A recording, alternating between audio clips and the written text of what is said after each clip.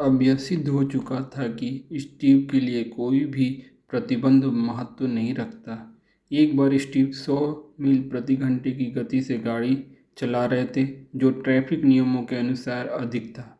Traffic police ने रोका और चालान काटने लगा। स्टीव ने कहा कि वे जल्दी में थे, उनसे गलती हुई। ट्रैफिक पुलिस ने छोड़ दिया और चेतावनी दी, यदि 56 किलोमीटर प्रति घंटे से अधिक गाड़ी से चलाए पाए गए तो जेल हो जाएगी। जैसा कि ट्रैफिक पुलिस ने छोड़ दिया, स्टीव सड़क पर आए और पुनः 100 की गति से गाड़ी भगाने लगे। ऐसा लग रहा था कि वे महसूस करते थे कि समाज के सामान्य नियम भी उन पर लागू नहीं होते। धीरे धीरे सभी के साथ उनका व्यवहार असामान्य होता जा रहा था। इटली, फ्रांस आदि सभी जगहों पर वे अपने सेल्स एजेंटों के साथ अपमानजनक व्यवहार कर रहे थे। वे सभी उनके व्यवहार से नाखुश थे। उधर उनकी छमाही में भी मैकिन्तोश की बिक्री में गिरावट आई, क्योंकि ग्राहकों ने मैकिन्तोश में कुछ कमियां महसूस की थी। फरवरी 1985 में जब जॉब्स 30 वर्ष के हुए तो इस उपलक्ष्य में एक पार्टी का आयोजन किया गया। कहा जाता है किसी की जिंदगी में 30 वर्ष का समय बहुत ही महत्वपूर्ण होता है। एक हिंदू कहावत के अनुसार अपनी आयु के शुरू के 30 वर्षों में आप अपनी आदतें बनाते हैं और बाद के 30 वर्षों में आपकी आदतें आपको बनाती हैं। पार्टी के अवसर पर सभी पुराने दोस्त और जाने माने व्यक्ति आमंत्रित थे।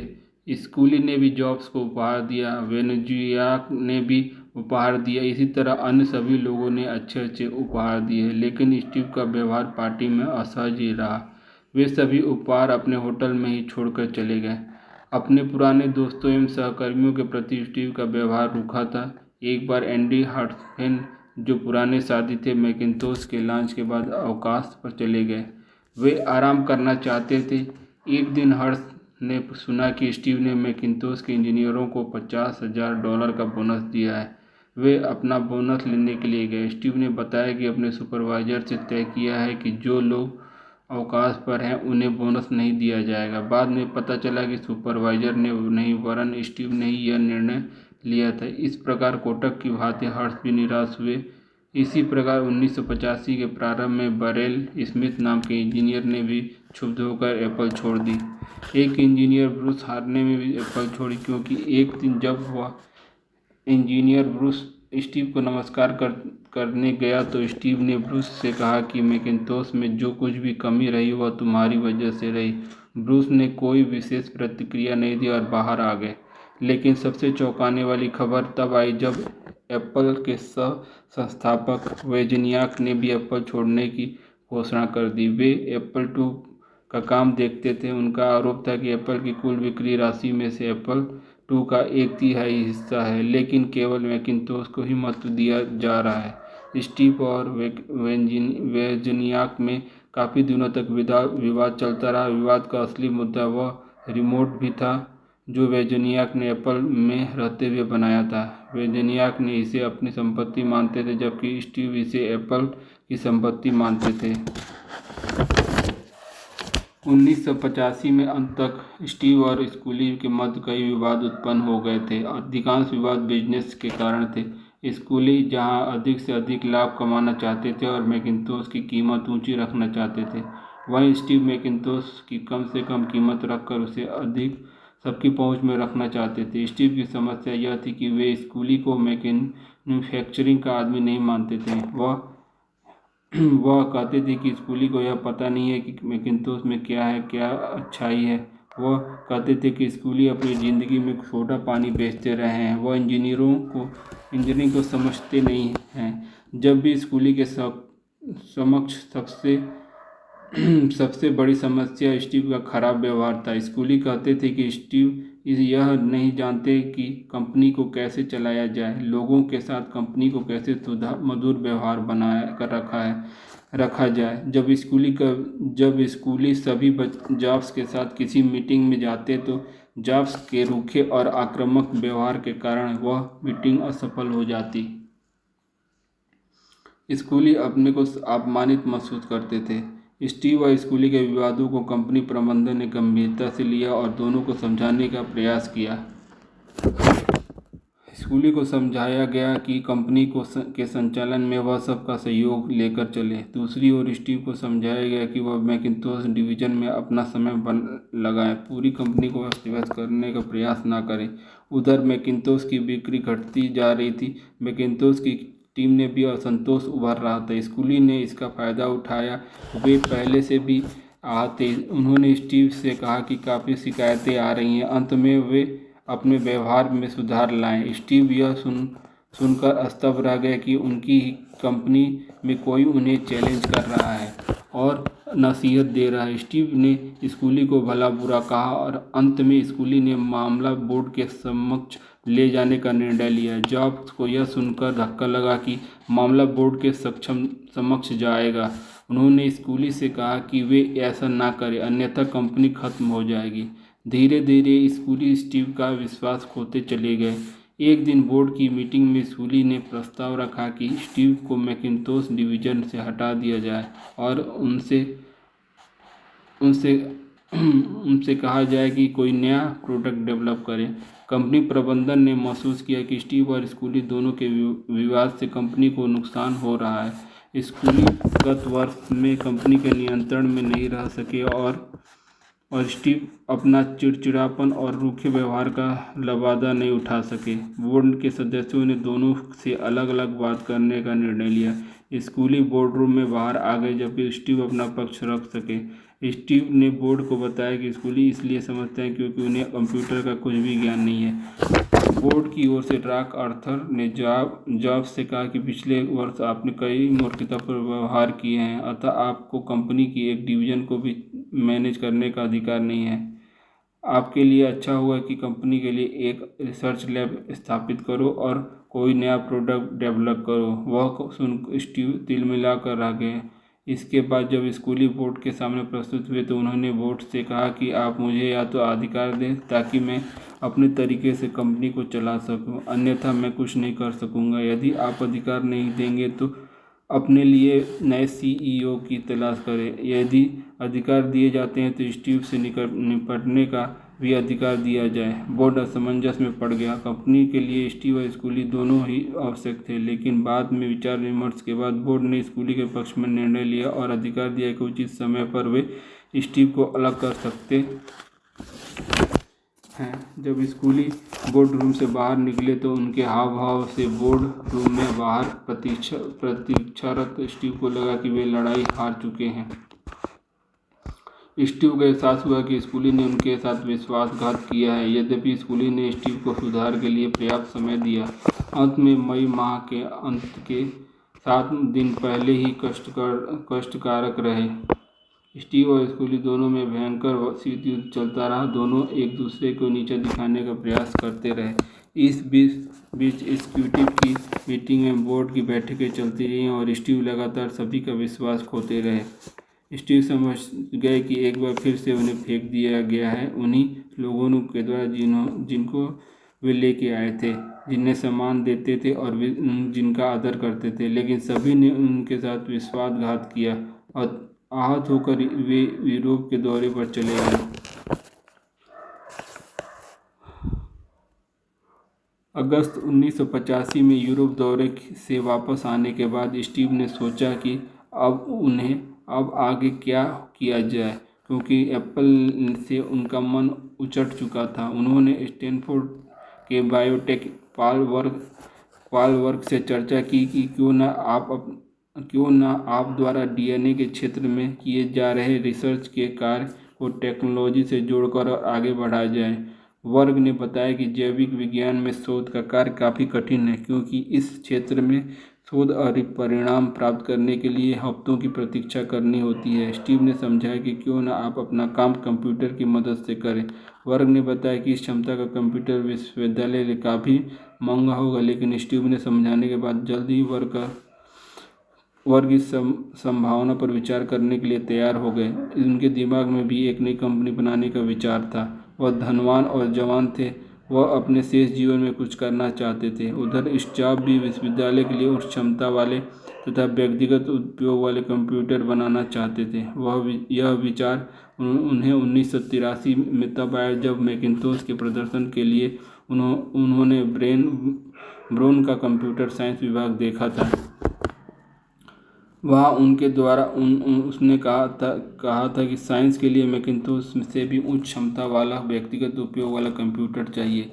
मैकिन्टोश डिवीज़न के प्रमुख रहते हुए स्टीव ने इस प्रकार का प्रोजेक्ट शुरू भी किया था, लेकिन मैकिन्टोश डिवीज़न का काम छोड़ने के बाद यह प्रोजेक्ट बंद कर दिया गया था। स्टीव ने इस प्रोजेक्ट का पुनः काम करने की सोची। उनका साथ मैकिन्टोश डिवीज़न के ही एप्पल के 3 कर्मचारियों ने दिया जो एप्पल से असंतुष्ट थे। स्टीव नई कंपनी तो खोलना चाहते थे, लेकिन नई कंपनी प्रारंभ करने में स्टीव के समक्ष मार्केटिंग की समस्या थी। उन्हें ऐसे व्यक्ति की तलाश थी जो विश्वविद्यालय में कंप्यूटर की मांग की जानकारी रखता हो। इस काम के लिए एप्पल के ही डॉन लेविन पर उन्होंने नज़र गई। उधर लेविन भी स्टीव के मैकिन्टोश छोड़ने से दुखी थे। दोनों ने लंबी बातचीत होने के बाद अंततः लेविन ने स्टीव की नई कंपनी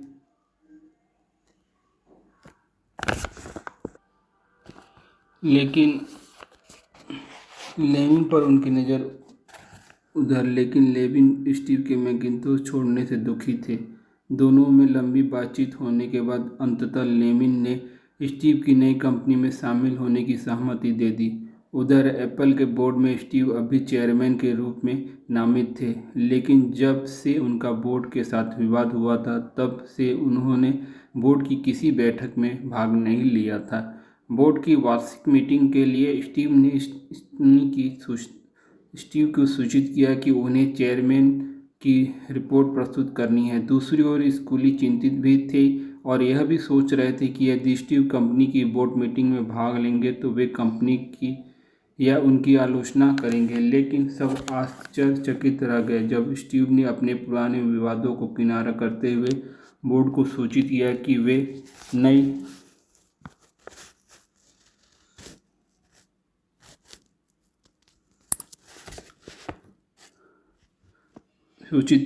वे नई कंपनी का गठन करने का विचार कर रहे हैं। उन्होंने विस्तार से बताया कि वे अभी 30 वर्ष के हैं, वे जीवन में कुछ करना चाहते हैं। उन्होंने उच्च शिक्षा के लिए कंप्यूटर बनाने का निर्णय लिया है। उनकी कंपनी एप्पल की प्रतिस्पर्धा नहीं होगी। नई कंपनी के लिए वह एप्पल से कुछ निचले स्तर के कर्मचारी लेंगे जो नई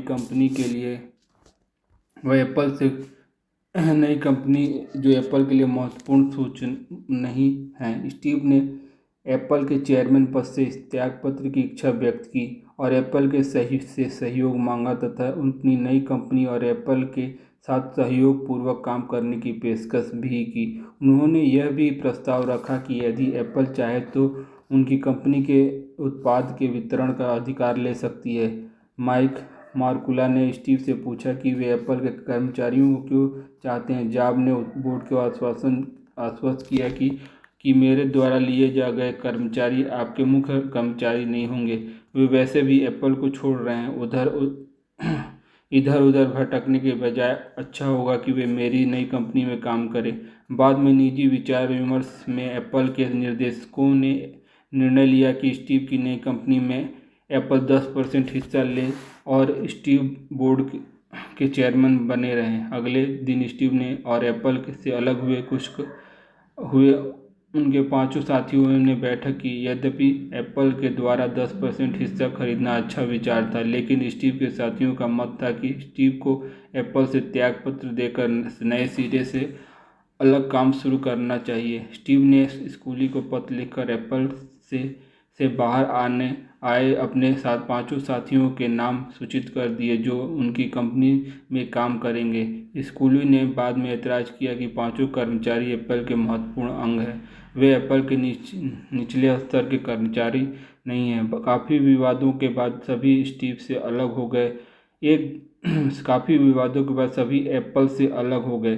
एक दिन समाचार पत्र के माध्यम से स्टीव को पता चला कि उन्हें एप्पल बोर्ड के चेयरमैन पद से हटाया जा रहा है।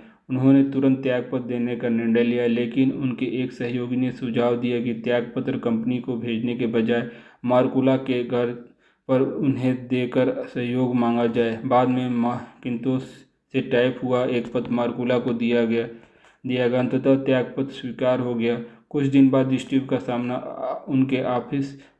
स्टीव का सामान उनके ऑफिस से हटा दिया गया। चूंकि स्टीव ने नई कंपनी बना ली थी, अतः स्कूली उनसे अंदरूनी रंजिश रखते थे। एप्पल ने स्टीव पर विश्वासघात का आरोप लगाया। इसमें मुख्यतः 3 कारण बताए गए।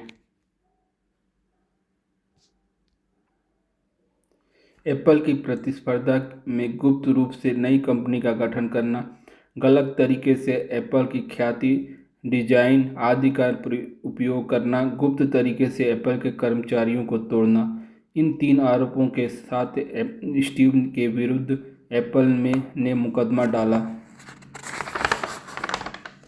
जब स्टीव ने एप्पल को छोड़ा तब स्टीव के पास 6.5 मिलियन के शेयर थे, जो एप्पल की कुल पूंजी का लगभग 11% थे और उसकी कीमत $100 मिलियन के आसपास थी। स्टीव ने 5 माह के भीतर एक शेयर को छोड़कर सभी शेयर बेच दिए। उन्होंने एक शेयर अपने पास इसलिए रखा कि ताकि यदि वे कभी चाहे तो शेयर होल्डर होने के नाते कंपनी की बैठक में भाग ले सके। वैसे वे एप्पल से काफ़ी नाराज थे। कुछ दिन बाद स्टीव ने वोजनियाक से भी अपनी नई कंपनी में शामिल होने के लिए का अनुरोध किया, लेकिन वोजनियाक स्टीव के पुराने व्यवहार को देखते हुए सहमत नहीं हुए।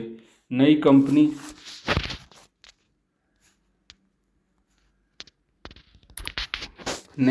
बनाने के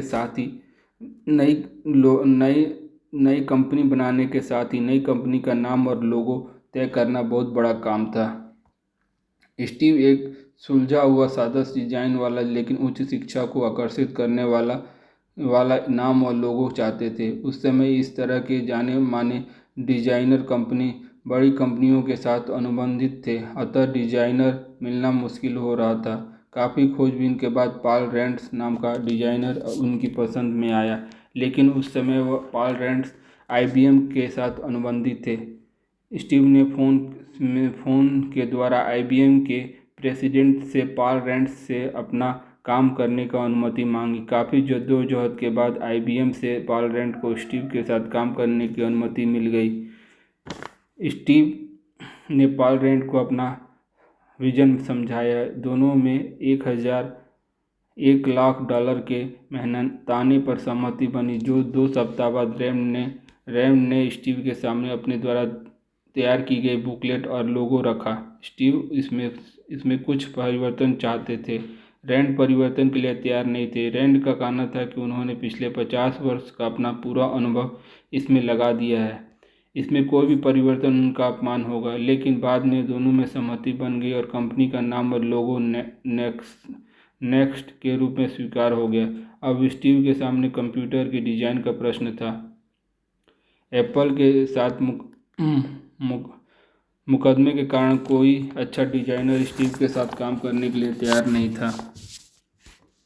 उधर स्कूली भी चाहते थे कि स्टीव के साथ अनावश्यक मुकदमा ना चलाया जाए। मुकदमे में दोनों की हानि हो रही है। अंत में स्टीव और स्कूली में समझौता हुआ कि स्टीव एप्पल की किसी डिजाइन, एप्पल की ख्याति आदि का उपयोग नहीं करेंगे।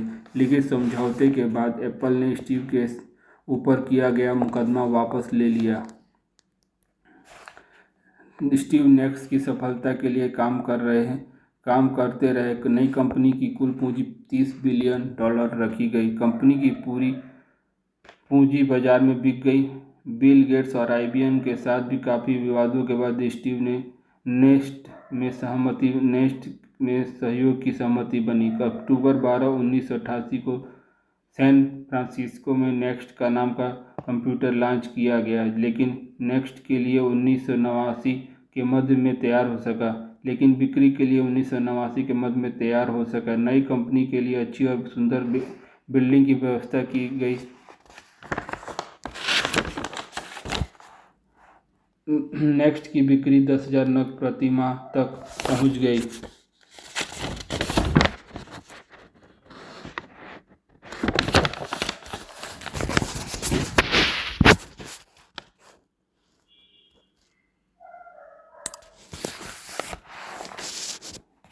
इससे पहले स्टीव ने पिक्सर नामक कंपनी को भी खरीद लिया था, जो कंप्यूटर के लिए हार्डवेयर, सॉफ्टवेयर एवं एनिमेशन का काम एक साथ करती थी, लेकिन यह कंपनी सफल नहीं हो पा रही थी, अतः स्टीव ने इसे खरीदा था। बाद में स्टीव ने पिक्सर में आमूल परिवर्तन किए, हार्डवेयर और सॉफ्टवेयर के व्यापक परिवर्तन करके आम जनता के लायक बनाया। पिक्सर ने एनिमेशन डिवीजन ने तो फिल्म निर्माण क्षेत्र में कमाल की ख्याति अर्जित की।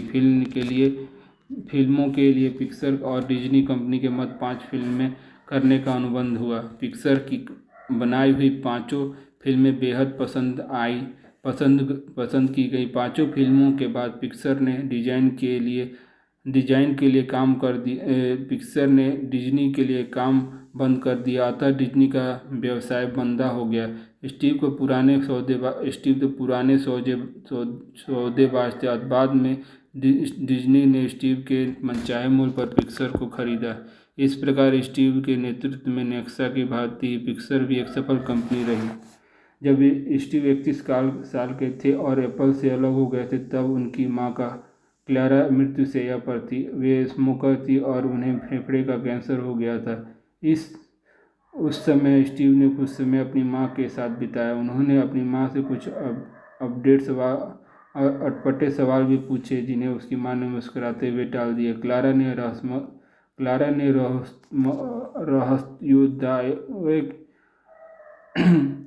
क्लारा ने रहस्योद्घाटन किया कि पॉल जॉब्स से शादी के पूर्व उनकी एक व्यक्ति से शादी हो चुकी थी, जो द्वितीय विश्व में मारा गया। क्लारा ने स्टीव को गोद लिए जाने के संबंध में भी कुछ बातें अच्छी तरह से विस्तार से बताई। इसमें स्टीव को अपने जन्म के संबंध में काफ़ी कुछ सूचनाएं मिली। स्टीव ने अपनी उस जैविक मां की खोज प्रारंभ की जिसने उन्हें फेंक दिया था और गोद दिया था। वैसे स्टीव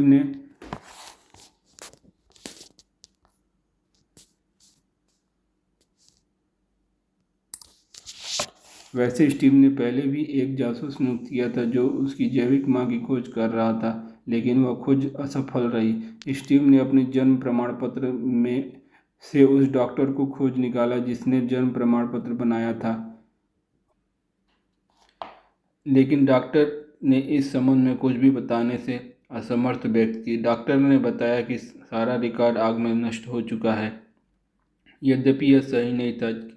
किसी अप्रिय विवाद के कारण डॉक्टर सूचना देना नहीं चाहता था, लेकिन उन्होंने स्टीव जॉब के नाम एक पत्र लिखा, उसे लिफाफे में सील करके लिफाफे के ऊपर लिख दिया कि मेरी मृत्यु के बाद यह पत्र स्टीव जॉब को भेजा जाए। कुछ समय बाद डॉक्टर की मृत्यु हो गई।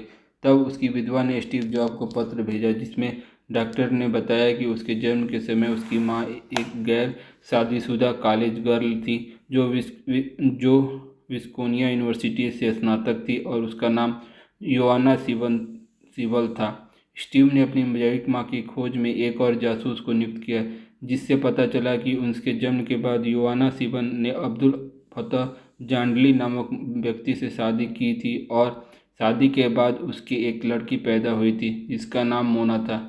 लेकिन 5 वर्ष बाद ही जांडली ने दोनों को छोड़ दिया था। बाद में सीबल ने एक सुंदर बर्फ स्केटिंग प्रशिक्षक जॉर्ज सिम्पसन से शादी की थी, लेकिन वह शादी भी ज़्यादा दिन नहीं चली। इसके बाद सीबल ने और मोना लॉस एंजलिस में रह रही हैं। उन्होंने अपने नाम के साथ सिम्पसन शब्द लगाना शुरू कर दिया है। स्टीव अपने पोषक माता पिता को बहुत चाहते थे, अतः उन्होंने अपनी जैविक माता की खोज के संबंध में पॉल जॉब्स और क्लारा को कुछ नहीं बताया। उन्हें भय था कि इस बात का पता लगने पर उनके माता पिता को बुरा लगेगा, अतः उन्होंने क्लारा की मृत्यु तक सीबल से मिलने का प्रयास नहीं किया। जब 1986 में क्लारा की मृत्यु हो गई, तब उन्होंने अपने पिता पॉल जॉब्स से पूरी बात बताई। पॉल जॉब्स एक खुले और सुलझे हुए विचारों के व्यक्ति थे। उन्होंने स्टीव से कहा कि यदि तुम अपनी जैविक मां से संपर्क करते हो तो उन्हें कोई आपत्ति नहीं होगी। स्टीव ने एक दिन सीबल को फ़ोन किया और बताया कि वह कौन है और वह लॉस एंजलिस में उससे मिलने आ रहे हैं। स्टीव ने बाद में बताया कि उनकी सीबल के साथ एक औपचारिक भेंट थी। सिबल ने मिलने का मुख्य कारण स्टीव बताते हैं कि वे नहीं मानते कि आपके गुणों और जैविक पेरेंट्स के गुणों का अधिक प्रभाव पड़ता है, वरन उसका मानना है कि इस वातावरण का अधिक प्रभाव पड़ता है जिस वातावरण में व्यक्ति का पालन पोषण होता है। लेकिन हर कोई अपनी जैविक जड़ों को पहचानना चाहता है, यही चाहत उनमें भी थी। सिबल से मिलने का उनका एक उद्देश्य यह भी था कि वे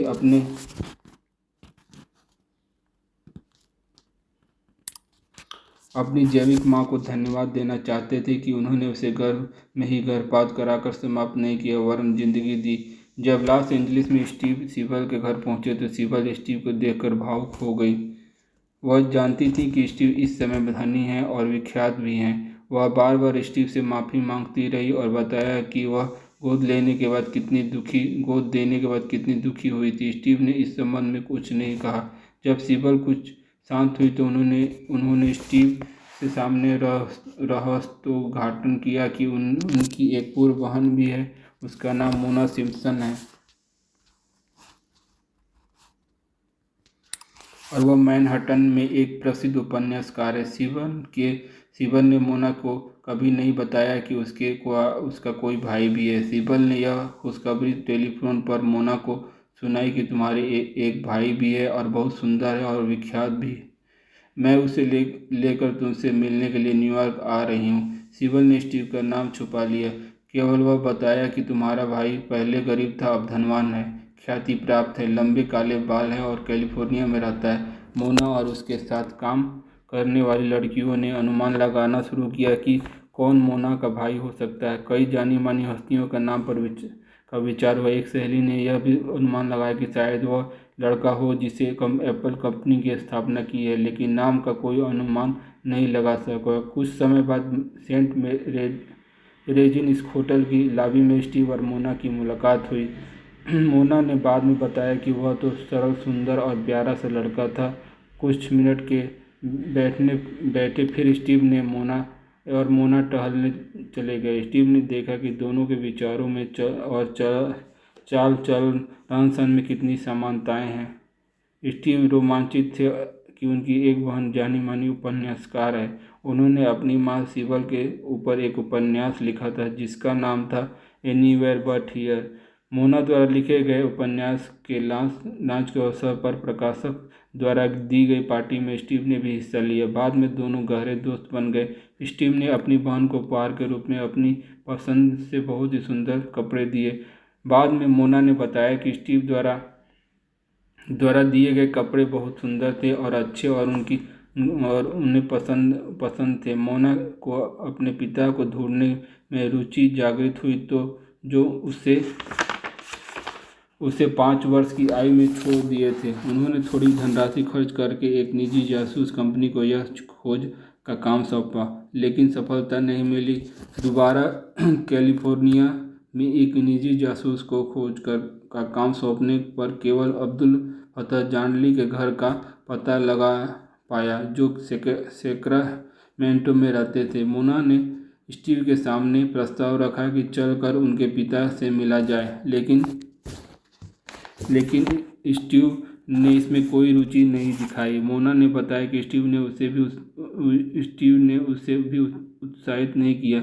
स्टीव ने बाद में बताया कि वह अपनी जिंदगी से खुश है, लेकिन अपनी बहन को भी छोड़ दिए जाने से वह उसके जैविक पिता से नाराज है। बाद में मोना अकेले ही अपने पिता से मिलने गई। मोना ने अपने पिता को एक छोटे से रेस्टोरेंट में काम करते पाया। वह पिता को देखकर खुश हुई। वह कुछ घंटे तक बातें करते रहे। जांडली ने बताया कि वह इस तरह विस्कोसिन से अध्यापन का काम छोड़ रेस्टोरेंट के बिजनेस में आए। स्टीव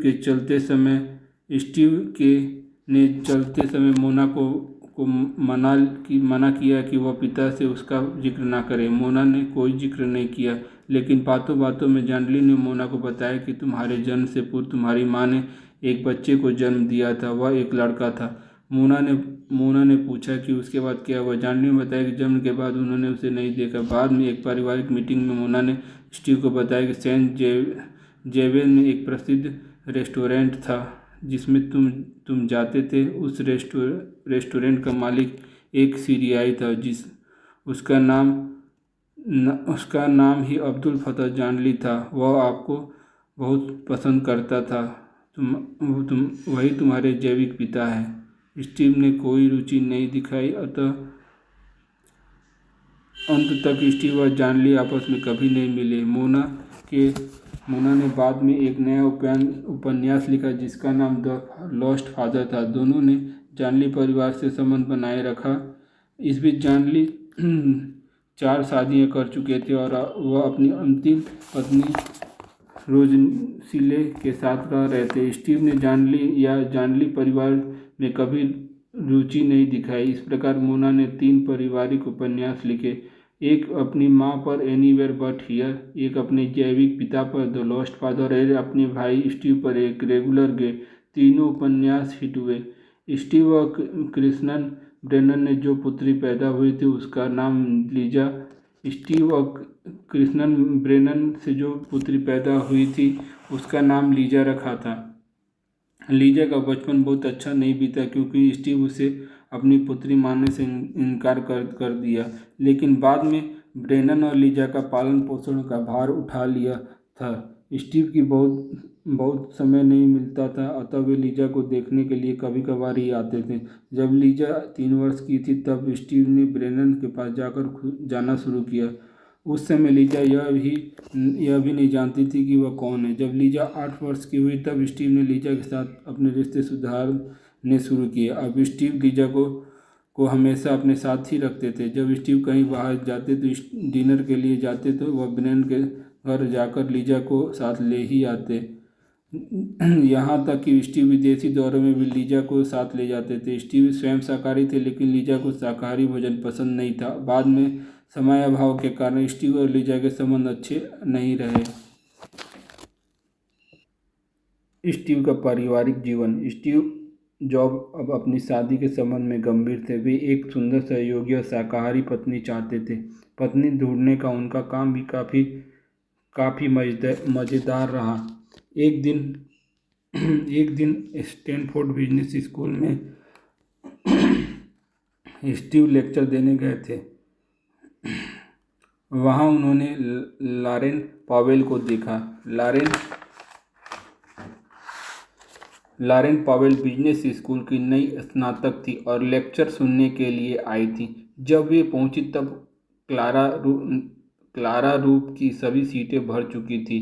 क्लासरूम की सभी सीटें भर चुकी थी। वे एक किनारे बैठ गईं क्योंकि उन्हें आज इस पुस्तक की मिलना क्योंकि उन्हें आज पुरस्कार भी मिलना था। अतः बाद में वे आगे की आरक्षित सीट पर जाकर बैठी। बगल की सीट पर स्टीव बैठे थे जो अपने लेक्चर की प्रतीक्षा कर रहे थे। बाद में स्टीव ने बताया कि जब उन्हें देखा कि उनकी दाहिनी ओर एक सुंदर लड़की बैठी है तो मैंने उनके साथ चैटिंग शुरू कर दी। वे सुंदर और आकर्षक थी। उन्होंने लेक्चर के बाद भी उनकी नज़र पावेल के ऊपर ही रही। लेक्चर के बाद जब वे पार्किंग में पहुंचे तो उन्होंने पावेल के साथ डिनर की इच्छा व्यक्त की। अगले शनिवार को डिनर पर दोनों की सहमति बन गई। स्टीव ने फ़ोन नंबर उस नोट कर दिया। लेक्चर के बाद उन्हें नेक्सा के सेल्स ग्रुप के साथ डिनर पर पहुंचना था। अतः वे जल्दी में थे। जब वे अपनी कार में बैठ रहे थे तब उन्होंने विचार आया कि सेल्स ग्रुप के साथ डिनर में बजाय लॉरेन पॉवेल के साथ डिनर ज़्यादा अच्छा रहेगा। यह विचार आते ही अपनी कार से उतरकर पावेल की ओर दौड़े और प्रस्ताव रखा कि आज रात को ही डिनर पर चला जाए। पावेल ने स्टीव की आतुरता देखी। वे भी स्टीव के साथ समय बिताना चाहती थी, अतः उन्होंने हाँ कह दिया। वे रात को पाल आल्टो में एक शाकाहारी रेस्टोरेंट में गए जहां उन्होंने 4 घंटे का समय बिताया। स्टीव ने बताया कि वह भेंट बहुत अच्छी थी। ऐसा लगता था कि वह हमेशा साथ रहेंगे। उधर सेल्स ग्रुप डिनर के लिए स्टीव का इंतजार करता रहा लेकिन स्टीव आधी रात तक नहीं पहुंचे। जब ग्रुप के सुपरवाइजर ने स्टीव से बात की तब उसे महसूस हुआ कि आज स्टीव कुछ विशेष काम में व्यस्त हैं। उधर आधी रात के बाद पावेल जब घर पहुंची तो उन्होंने अपनी खास दोस्त कैथरीन स्मिथ को फ़ोन करके बताया कि आज क्या हुआ। पावेल ने स्मिथ को बताया कि तुम्हें विश्वास नहीं होगा, आज मैं स्टीव जॉब से मिली और उन्होंने मुझ में रुचि ली। बाद में स्टीव ने भी बताया कि मेरे जीवन में केवल 2 फीमेल ही आई जिन्हें मैं इंतहा प्यार करता हूँ, एक टीना और दूसरी लॉरेन पावेल। मैं टीना के बाद लॉरेन को ही प्यार करता हूँ। लॉरेन पावेल 1963 में न्यू जर्सी में जन्मी थी। उनके पिता पायलट थे जो एक दुर्घटना में मारे गए थे। उनकी मां ने दूसरी शादी की थी, लेकिन पावेल ने अपने बड़े परिवार को छोड़कर जाना उचित नहीं समझा। उस समय पावेल 10 वर्ष की थी और उनके उनके 3 छोटे भाई थे। जब बाद में पावेल ने स्नातक की पढ़ाई करके नौकरी कर ली। कुछ समय बाद उन्होंने बिजनेस स्कूल में प्रवेश लिया, जहां उनकी स्टीव से मुलाकात हुई। बृहस्पतिवार की रात डिनर के बाद पावेल ने शनिवार को स्टीव को अपने घर पर आमंत्रित किया। साथ ही उन्होंने घनिष्ठ फ्रेंड कैथरीन को भी बुलाया ताकि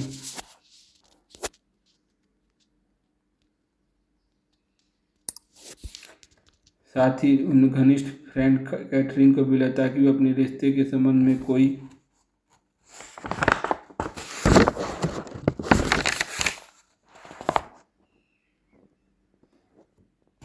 निर्णय ले सके। दोनों ने खूब एंजॉय किया। दोनों की दोस्ती अच्छी हुई। 1989 में नए वर्ष के उपलक्ष्य में एक पार्टी में लॉरेन, स्टीव और उसकी पुत्री लीजा और कैथरीन शामिल हुए।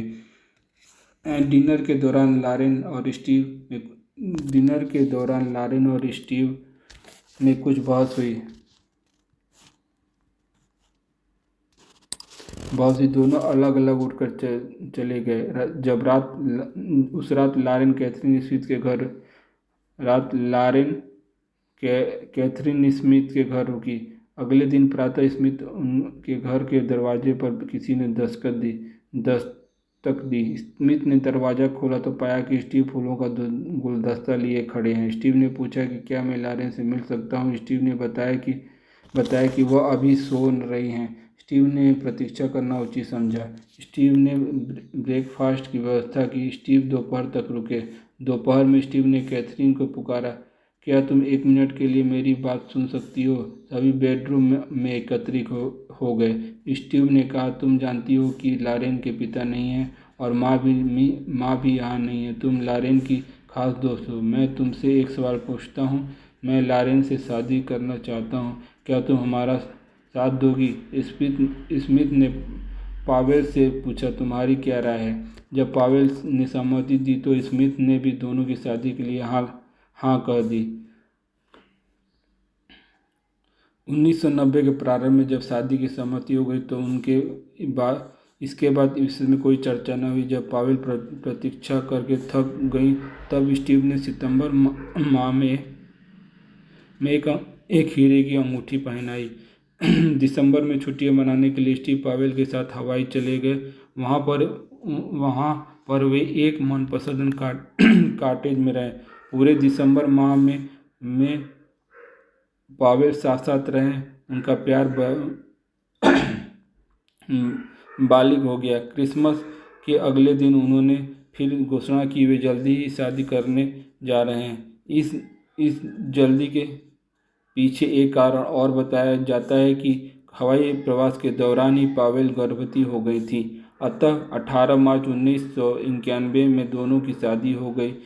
शादी के बाद स्टीव 36 वर्ष के थे और पावेल 27 वर्ष की। शादी के अवसर पर लगभग 50 व्यक्ति आमंत्रित थे, जिनमें स्टीव के पिता पॉल जॉब्स और उनकी बहन मोना सिमंस शामिल थी।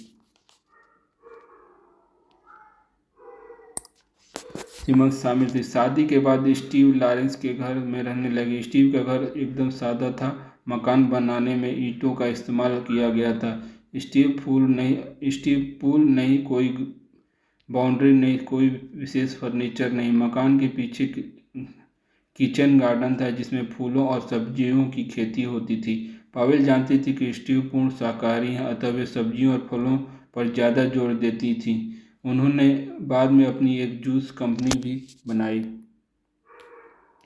शादी के कुछ माह बाद 1991 में ही लॉरेन ने एक बच्चे को जन्म दिया, जिसे 2 सप्ताह तक बेबी बॉय जॉब्स के नाम से ही जाना गया। बाद में बच्चे का नाम रीड पॉल जॉब्स रखा गया। इस नाम में रीड स्टीव के कॉलेज का नाम था। पॉल उसके पिता का नाम था पिता का नाम था और जॉब उनका उपनाम था।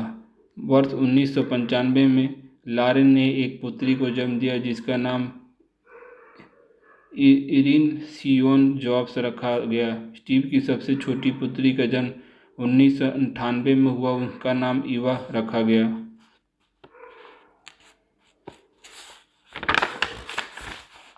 नेक्सा कंप्यूटर ने कंप्यूटर बाजार में अच्छी खासी ख्याति अर्जित कर ली थी। उधर एप्पल की ख्याति दिनों दिन गिरती जा रही थी। स्टीव के ने एप्पल को छोड़ने के बाद एप्पल का एकमात्र उद्देश्य रह गया था कि अधिक से अधिक लाभ कमाया जाए, जबकि प्रारंभ में ही स्टीव चाहते थे कि एप्पल एक से एक शानदार उत्पाद बाजार में लाता रहे, लेकिन जॉन स्कूली ने इस उद्देश्य को नहीं माना। मैकिन्टोश धीरे धीरे माइक्रोसॉफ्ट से पिछड़ता गया क्योंकि मैकिन्टोश में समय अनुसार ग्राहकों की मांग के अनुसार सुधार नहीं किए गए। उधर माइक्रोसॉफ्ट में दिनों दिन सुधार होते रहे। स्टीव ने एप्पल छोड़ने के बाद एप्पल कंपनी में कोई नई खोज नहीं हुई। परिणाम यह रहा कि 1996 में एप्पल का बाजार में हिस्सा केवल 4% रह गया, जबकि 1980 में यह 16% था।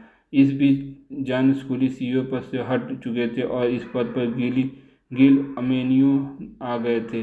अमेनियो एप्पल की परेशानी समझ रहे थे। एप्पल को एक नए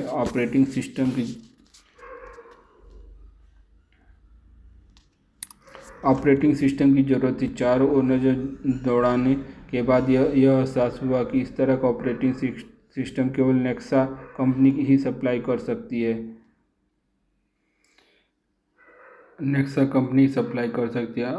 अमेलियो सीधे स्टीव से बात नहीं करना चाह रहे थे। वे समझ रहे थे कि एप्पल और स्टीव के संबंध मधुर नहीं रहे, अतः उन्होंने अपने स्टाफ के माध्यम से स्टीव को संदेश भेजा।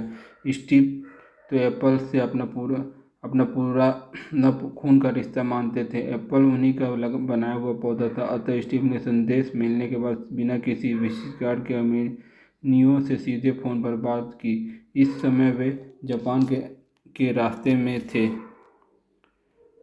में हैं। वापस आने पर बात करेंगे, प्रतीक्षा करें, हम आपस में बैठकर इसका समाधान निकालेंगे। स्टीव की इस पेशकश पर अमेनियो रोमांचित हुए। जापान यात्रा से वापस आने के बाद दिसंबर 1996 में एप्पल से निष्कासित के 11 वर्ष बाद स्टीव स्वयं टहलते हुए एप्पल कैंपस में गए और सीधे अमेनियो से मिले। अमेलियो ने एप्पल की समस्या बताई। अमेलियो ने चिंतित होते हुए कहा कि जल्दी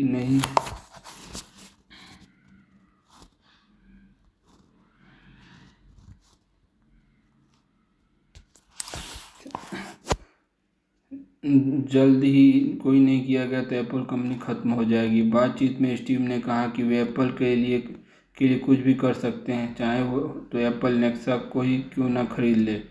अमेलियो ने स्टीव में सहमति के बाद 10 दिसंबर 1996 को पाले आल्टो में एक होटल में एप्पल के इंजीनियरों के समक्ष नेक्सा के सॉफ्टवेयर का प्रदर्शन किया गया।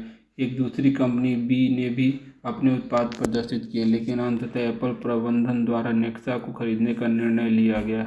एप्पल बोर्ड ने अमेनियो को अवगत किया कि नेक्सा को खरीदने के संबंध में वे वार्ता कर सकते हैं। जॉब्स ने अमेलियो को अपने घर पर आमंत्रित किया ताकि दोस्ताना माहौल में वार्ता हो सके। वार्ता के दौरान स्टीव ने नेक्सा के एक शेयर की कीमत $12 प्रस्तावित थी, जिसके अनुसार कंपनी की कीमत $500 मिलियन होती थी।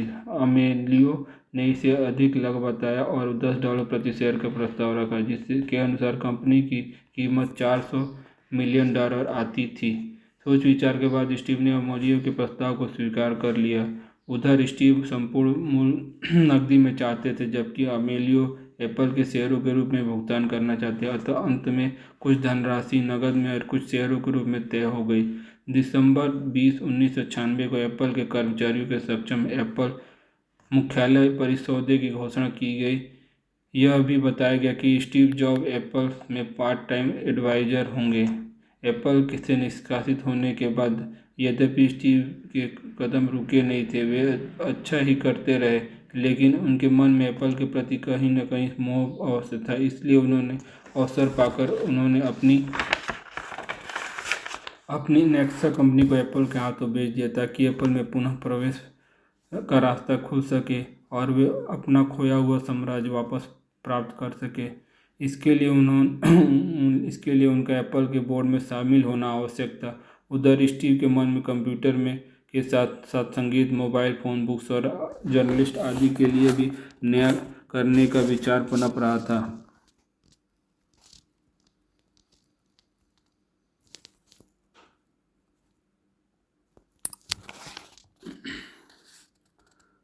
नया करने के लिए विचार पनप रहा था। इतनी उम्र में भी उनका हौसला कमज़ोर नहीं हुआ।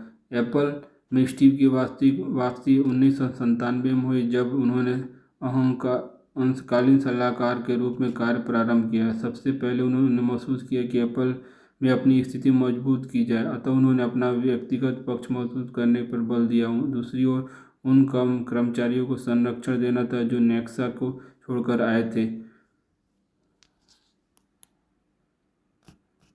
वह नेक्सा से आए अधिकारियों को एप्पल के उच्च स्तर पर देखना चाहते थे। अपेक्षाकृत एप्पल के अधिकारियों के स्टीव खुले रूप से आगे बढ़कर कोई कदम नहीं उठा रहे थे। वे नियमित रूप से ऑफिस भी नहीं आ रहे थे। उधर अमेलियो की स्थिति दिनों दिन कमज़ोर होती जा रही थी। कर्मचारी, शेयर होल्डर और बोर्ड के अधिकारी सदस्य अमेलियो से नाराज थे, क्योंकि उनके कार्यकाल में एप्पल की स्थिति कमज़ोर होती जा रही थी। स्टीव और अमेलियो में लुका छिपी का खेल चलता रहा। उधर मीडिया भी लगातार अमेलियो के खिलाफ काम कर रहा था। स्टीव ने एप्पल के अपने शेयर बेच दिए जिसका भनक अमेलियो को नहीं स्टीव ने एप्पल के अपने शेयर भी बेच दिए, जिसका भनक अमेलियो को नहीं लगी। जबकि बिक्री समझौता के अनुसार शेयर स्टीव के 6 माह तक अपने पास रखने थे। स्टीव ने अमेलियो को भ्रम में रखा।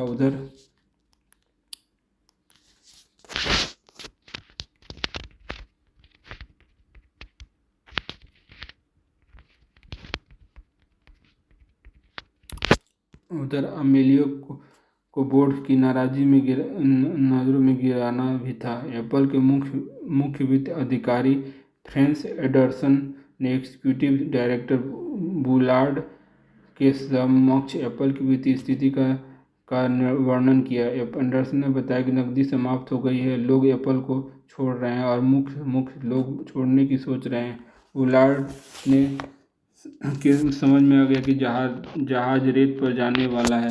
जून के महीने में एक दिन एग्जीक्यूटिव की मीटिंग में तय हुआ, जबकि अमेलियो कमरे के बाहर थे। बुलार्ड ने उपस्थित निर्देशकों को अपनी करना अनुमान बताया। यदि हम अमेलियो को सीईओ बनाए रखते हैं तो केवल 10% अवसर है अगर हम दिवालिया होने से बच जाएं। यदि अमेलियो को हटाकर स्टीव जॉब को सीईओ बनाया जाता है तो 60% तक सर्वाइव करने का अनुमान है। यदि अमेलियो को हटाकर स्टीव के अलावा अन्य किसी को सीईओ बनाया जाता है तो सर्वाइव की दर 40% है। बोर्ड ने समझ लिया कि स्थिति ठीक नहीं है, अतः बोर्ड ने बुलार्ड को अधिकृत किया कि वे स्टीव जॉब से वापसी के संबंध में बात करें। इस प्रकार स्टीव जॉब ने एप्पल में सत्ता की वापसी का रास्ता खुल गया। बुलार्ड ने जब स्टीव को बताया कि बोर्ड चाहता है कि अमेलियो को हटाकर आपको एप्पल का सीईओ बनाया जाए, तो स्टीव में बहुत अच्छी रुचि नहीं दिखाई। इतना ही कहा कि मैं एप्पल की सहायता करूंगा, लेकिन सीईओ बनकर नहीं। बुलार्ड ने उन्हें कार्यवाहक सीईओ बनकर सहायता करने के कहा। इस पर स्टीव ने कहा, नो, मैं केवल अवैतनिक सलाहकार रहूँगा। उधर चूंकि अफवाह फैल रही थी कि स्टीव एप्पल में जा रहे हैं, इसलिए स्टीव ने अपनी कंपनी पिक्सर को खबर भेजकर आश्वस्त किया कि वे एप्पल के सीईओ नहीं बन रहे हैं, वे पिक्सर में ही रहेंगे। बाद में स्टीव ने बताया कि एक व्यक्ति ने 2 जगह सीईओ नहीं बन सकता और यह अच्छा भी नहीं होगा, क्योंकि वे पहले से भी पिक्सर के सीईओ हैं, अतः उनका एप्पल के सीईओ बनना उचित नहीं है। वैसे भी मैं अपना अधिक से अधिक समय परिवार को देना चाहता हूँ। यद्यपि स्टीव ने सीईओ बनने का स्पष्ट आश्वासन नहीं दिया, फिर भी बोर्ड ने अमेलियो को हटाने का निर्णय लिया। उस समय अमेलियो अपने परिवार के साथ पिकनिक मनाने गए हुए थे। बुलार्ड ने पिकनिक समय में ही अमोनिया को सूचित किया कि उन्हें सीईओ पद से हटाया गया। अमोनिया हैरान रह गए। उन्होंने पूछा कि यह सूचना किन किन को दी गई है। बुलार्ड ने बताया कि अभी केवल बोर्ड के सदस्यों में स्टीव जॉब को यह सूचना है। यद्यपि स्टीव ने सीईओ बनने से मना कर दिया। थोड़ी देर बाद स्टीव ने भी अमोनिया को फ़ोन करके बताया कि जो कुछ भी हुआ है वह गलत हुआ है। इसमें मेरी कोई सलाह नहीं है और ना ही सलाह मांगी गई है। अगले दिन एप्पल के मुख्य कर्मचारियों के समक्ष इस निर्णय की घोषणा की गई। एप्पल के वित्त अधिकारी फ्रैंक एंडरसन के कार्यकारी सीईओ बनाया गया। अगले दिन से स्टीव कार्यालय में आने लगे। उनका छोटा सा कार्यालय का बड़ा कमरा बोर्ड रूम के पास ही था। स्टीव एप्पल के सभी मामले, चाहे वे डिजाइन से संबंध हो, सप्लायर के निगोशिएशन, खर्च में कटौती आदि में हस्तक्षेप करने लगे। यहाँ तक कि वे शेयर मूल्यों को भी प्रभावित करने एवं बोर्ड के अपने निर्णय मनवाने में सफल होने लगे। बोर्ड को उन्होंने समझाया था कि या तो उन्हें अपने तरीके से एप्पल को चलाने की अनुमति दी जाए या फिर वे अगले दिन से कार्यालय नहीं आएंगे। उनकी इज्जत के सामने बोर्ड को झुकना पड़ा। एप्पल के पुराने बोर्ड के साथ स्टीव काम करने में कठिनाई महसूस कर रहे थे क्योंकि अधिकांश बोर्ड मेंबर उनके समर्थक नहीं थे। अतः स्टीव की इच्छा थी कि बोर्ड को भंग करके नया बोर्ड गठित किया जाए। बोर्ड में माइक मार्कुला भी थे, जिन्हें स्टीव अपने पिता के समान समझते थे। स्टीव ने सोचा कि यदि मार्कुला को हटाया गया तो वे अपमानित महसूस करेंगे। अतः स्टीव स्वयं मार्कुला के घर जाकर मिले और उन्हें स्थिति से अवगत कराया। अतः स्टीव को एप्पल को पुनः कैसे चलाया जाए इस पर चर्चा की। मार्कुला ने सलाह दी कि एप्पल को एक कंप्यूटर बिजनेस के अलावा अन्य तकनीक वाले बेहतर क्वालिटी के अन्य उपभोक्ता उत्पाद की भी बनाने चाहिए। उन्होंने यह भी सलाह दी कि कुछ दिन और प्रतीक्षा की जाए। जल्दीबाजी में निर्णय लेने से बदनामी हो सकती है, लेकिन जल्द ही अवसर आ गया। बोर्ड की अगली बैठक जुलाई माह में हुई, जिसमें स्टीव को बोर्ड का सदस्य चुना गया। बोर्ड मेंबर समझ चुके थे कि अब उनकी बातों का ज़्यादा वजन नहीं चलेगा। स्टीव मनमानी करेंगे, अतः अपमानित होने के बजाय त्यागपत्र देना ज़्यादा अच्छा होगा। अतः बुलार्ड को छोड़कर अन्य सदस्यों ने त्यागपत्र दिया और बुलार्ड तथा स्टीव को अधिकृत किया गया कि वे नए बोर्ड का गठन करें। बाद में स्टीव ने अपने वफादार लोगों को बोर्ड का सदस्य बनाया। बोर्ड के गठन के बाद स्टीव ने अपना पूरा ध्यान एप्पल के काम में लगाया, क्योंकि जब स्टीव के निर्णयों के विरोध का संभावना नहीं थी। एप्पल के शेयरों में पुनर्मूल्यांकन का विचार भी किया गया। बाजार में एप्पल के शेयर की कीमत एक माह में $13 से $20 तक पहुंच गई। जॉन स्कूली और अमोनिया के सीईओ रहते समय माइक्रोसॉफ्ट के साथ अनेक विवाद चले, जिसके कारण मैकिन्टोश भी प्रभावित हुआ। स्टीव की वापसी के बाद बिल गेट्स और स्टीव ने पुनः अच्छे माहौल में बात हुई और दोनों इस बात पर सहमत हो गए कि माइक्रोसॉफ्ट मैक कंप्यूटर के लिए उच्चतर क्वालिटी और सॉफ्टवेयर उपलब्ध कराएगी और $150 मिलियन का निवेश एप्पल कंपनी में करेगी तथा इसके बदले में नॉन वोटिंग शेयर लेगी। उसकी घोषणा स्टीव और बिल गेट्स द्वारा सामूहिक रूप से की गई, जिसके बाद एप्पल ने छलांग लगानी प्रारंभ कर दी। सबसे पहले स्टीव ने एप्पल की इमेज बदलने का काम प्रारंभ किया। वे लोगों को बताना चाहते थे कि एप्पल अभी जिंदा है। आम जनता के साथ साथ वे एप्पल के स्टीव को भी यह एहसास कराना चाहते थे कि वे अपने आप को गौरवान्वित महसूस करें। वे एप्पल के कर्मचारी हैं और एप्पल अभी भी दुनिया की शीर्ष कंपनियों में से एक है। इस कार्य के लिए एप्पल ने अपने पुराने जाने माने क्रिएटिव डायरेक्टर मी सी क्लाउंग को याद किया, जिन्होंने 1984 में मैकिन्टोश के लॉन्च के अवसर पर विज्ञापन का कार्य किया था और उसका काम उच्च स्तर का रहा था। सबसे पहली बात यह थी कि जॉब्स क्लाउड को चाहते थे और क्लाउड एप्पल को चाहते थे। क्लाउड अपने काम के प्रति ईमानदार थे। स्टीव और क्लाउड ने एप्पल की इमेज के लिए ब्रांड और उसके लिए संगीत की लाइन और लय का चुनाव पहले ही कुछ मेहनत की। क्लाउड की वो स्टीव से पीछे नहीं रहे। अंततः विज्ञापन के लिए द थिंग डिफरेंस और here to the crazy one का चुनाव किया गया। द थिंग डिफरेंस विज्ञापन का काम समाप्त हुआ तो स्टीव वास्तव में कुछ दूसरा ही सोच रहे थे। उन्होंने विचार किया कि वे अब वास्तव में कंपनी का काम अपने हाथों में ले ले, पूर्णकालीन ना सही अंशकालीन रूप में वे कंपनी का काम करें। यद्यपि वे अमोलिया के जाने के बाद कंपनी का पूरा काम देख रहे थे, हर क्षेत्र में उनकी दखलंदाजी थी, लेकिन उनकी हैसियत एक अंशकालीन सलाहकार के रूप में थी। फ्रेड एंडरसन अंतरिक्ष सीईओ पद संभाले हुए थे। स्टीव समझ रहे थे कि ज़्यादा दिन तक किसी को सीईओ बनाए रखना उचित नहीं है। अतः सितंबर 1997 में स्टीव ने घोषणा की वे कंपनी का चार्ज ले रहे हैं। वे न वेतन लेंगे और न एप्पल के साथ कोई अनुबंध करेंगे। पद की अंतरिम होगा और इस पद को ICEO के नाम से जाना जाएगा। अगले सप्ताह एप्पल के उच्च स्तर के प्रबंधन को एकत्र करके स्टीव ने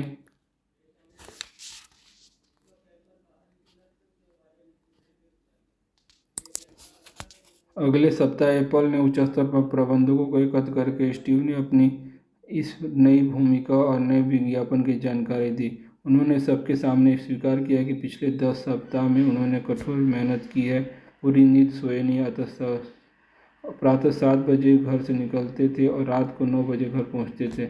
जब बच्चे सो जाते थे तो वे अपनी पत्नी लॉरेन से भी बातें नहीं कर पाए। फिर भी वे ICEO का पद संभाल रहे हैं।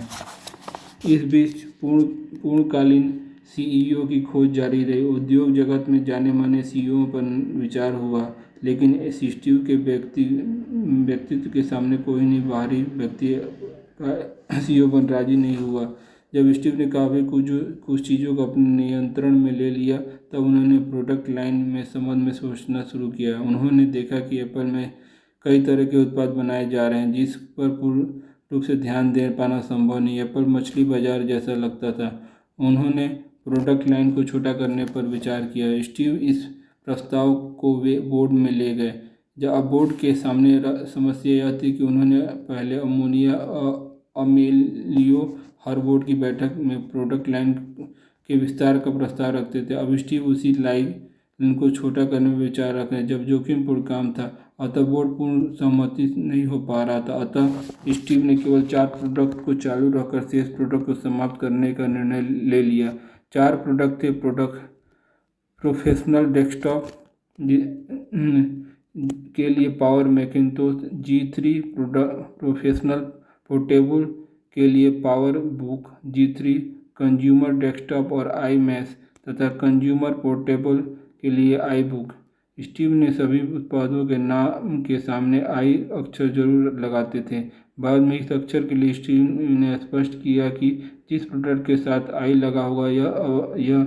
लगा होगा उसका आशय है कि यह प्रोडक्ट इंटरनेट से जुड़ा हुआ है। स्टीव की इस कार्रवाई कठोर मेहनत और कर्मचारियों में अनुशासन आदि से धीरे धीरे एप्पल लाभ कमाने की स्थिति में आ गई। जबकि पिछले 2 वर्षों से एप्पल घाटे में जा रही थी। वर्ष 1998 में एप्पल ने $309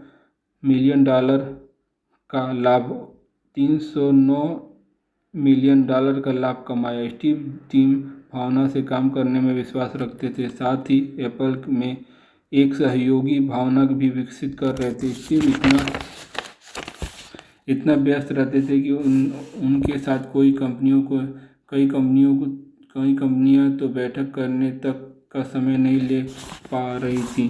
तो स्टीव मेहनत और तीव्र गति से काम करने में माहिर थे। वे प्रत्येक सोमवार को एग्जीक्यूटिव के साथ समीक्षा बैठक, प्रत्येक बुधवार को दोपहर तक मार्केटिंग स्ट्रेटजी पर तथा उत्पाद समीक्षा पर तो अंत तक लगे रहते थे। वे पावर पॉइंट प्रोजेक्शन पर विश्वास नहीं रखते थे, वरन वहाँ जाकर रिव्यू करते थे जहाँ पर वास्तव में काम होता था, और मेज के चारों ओर खड़े होकर विचार विमर्श करते थे। इस विचार विमर्श में अन्य विभागों के अधिकारी भी भाग लेते थे, क्योंकि स्टीव जानते थे कि एप्पल की सफलता का राज शुरू से अंत तक एकता में है।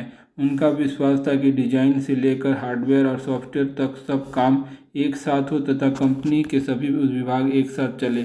स्टीव दो बातों पर जोर देते थे: डीप कोलैबोरेशन, कंकरेंट इंजीनियरिंग। इनके द्वारा उनकी व्यवस्था थी कि एप्पल उत्पाद इंजीनियरिंग में, डिजाइन में, मैन्युफैक्चर में, मार्केटिंग में, वितरण से पैकिंग तक एक साथ क्रम में के पास चला जाए और उत्पाद के संबंध में कोई भी भाग अनभिज्ञ न रहे। इस व्यवस्था पर उच्च स्तर के प्रबंधकों में भी था। वे सभी एक साथ विभिन्न विषयों पर चर्चा करते थे और सुझाव देते थे। इस प्रकार जो कुछ भी निष्कर्ष निकलता था वह उत्तम होता था और उस पर सब सहमत होते थे। एप्पल के कर्मचारियों को अधिकार भी था कि प्रोत्साहित भी किए जाते थे कि वे स्टीव को चैलेंज करें। उनके लिए कभी कभी अच्छे विचारों के लिए उनका सम्मान भी किया जाता था, लेकिन दूसरी ओर इस बात पर भी तैयार रहते थे कि उन पर कभी भी आग उगली जा सकती है। तर्क वितर्क में स्टीव से उस समय कोई जीत नहीं पाता था, भले ही बाद में उनकी बात सही हो जाए। स्टीव बहुत सी छोटी छोटी बातें पकड़ लेते थे जिन्हें लोग मामूली समझकर भूल जाते थे या छोड़ देते थे।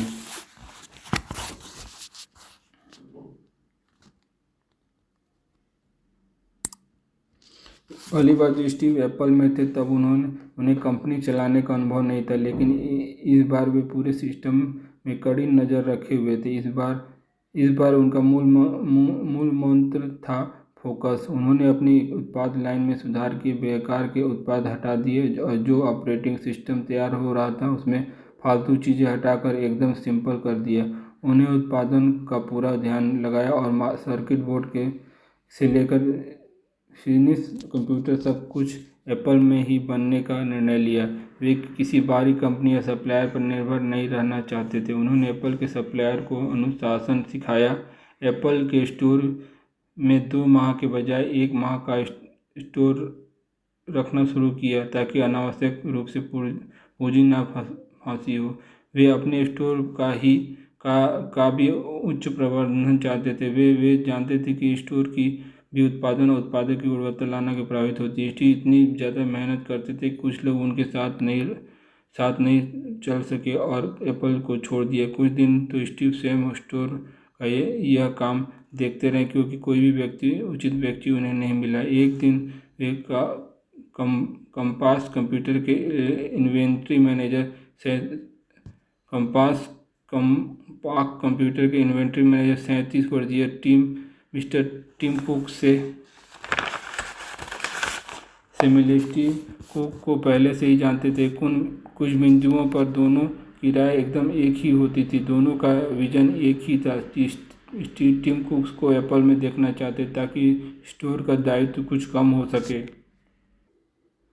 और स्टोर को एक अच्छा प्रबंधक मिल जाए। स्टीव के आग्रह पर टिम कुक ने सहमति दे दी। इस प्रकार टिम कुक एप्पल में इन्वेंट्री मैनेजर बन गए। इन्वेंट्री मैनेजर के रूप में टिम कुक ने भी कठोर मेहनत की, कड़े निर्णय लिए। वे एप्पल के स्टोर को पटरी पर लाने के लिए रात दिन काम करते रहे। सप्लायरों की संख्या 100 से घटाकर 21 तक कर दी। इस प्रकार उदासीन और समय पर आपूर्ति न कर पाने वाले सप्लायर बाहर हो गए। गोदामों की संख्या भी 19 से घटाकर 10 कर दी। स्टोर में इन्वेंट्री रखने का समय स्टीव ने भी 2 माह से घटाकर 1 माह कर दिया, लेकिन कुक ने इसे और घटाकर 6 दिन तक कर दिया। उन्होंने कंप्यूटर उत्पादन की अवधि को भी 4 माह से घटाकर 2 माह कर दी। इस प्रकार कंप्यूटर को लेटेस्ट माल मिलने लगा और कंप्यूटर की बाजार में लेटेस्ट मॉडल भी नाम से जाने लगा। एप्पल में स्टीव जॉब का सीईओ बनने का ड्रामा भी काफ़ी रोचक रहा। इस तरह स्टीव अंतरिम सीईओ थे। वे सीईओ के साथ आई अर्थात ICEO लिखते थे।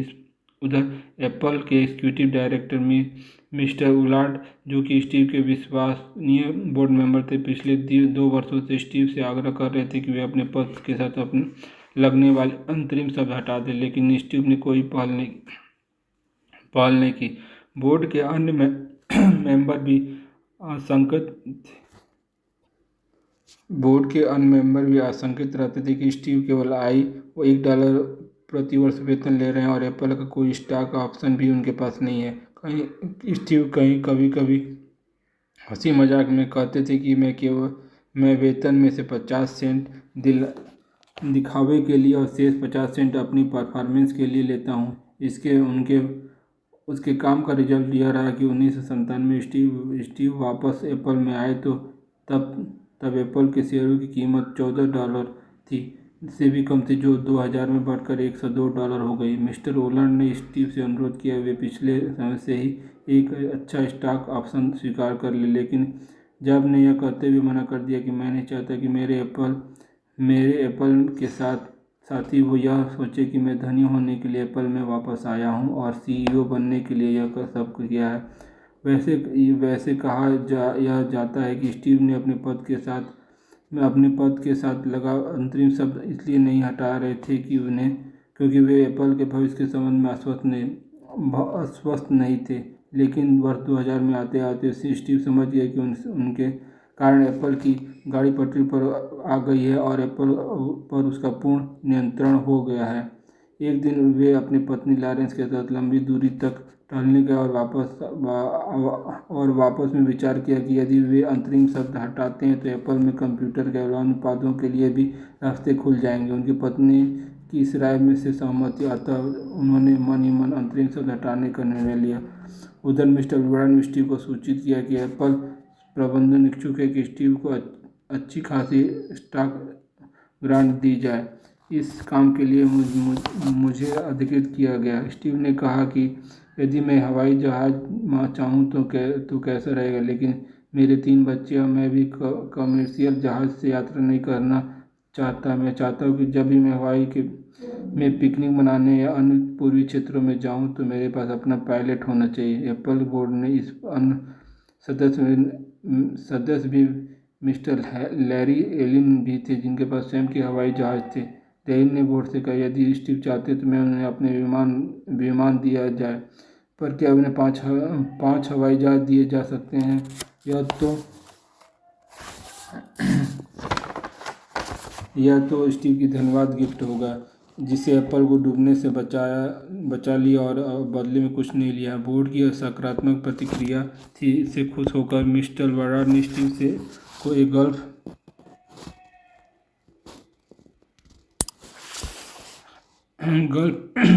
स्ट्रीम 5 दिया और साथ ही 14 मिलियन स्टॉक ऑप्शन का प्रस्ताव दिया। इस प्रस्ताव पर स्टीव ने विपरीत प्रतिक्रिया दी।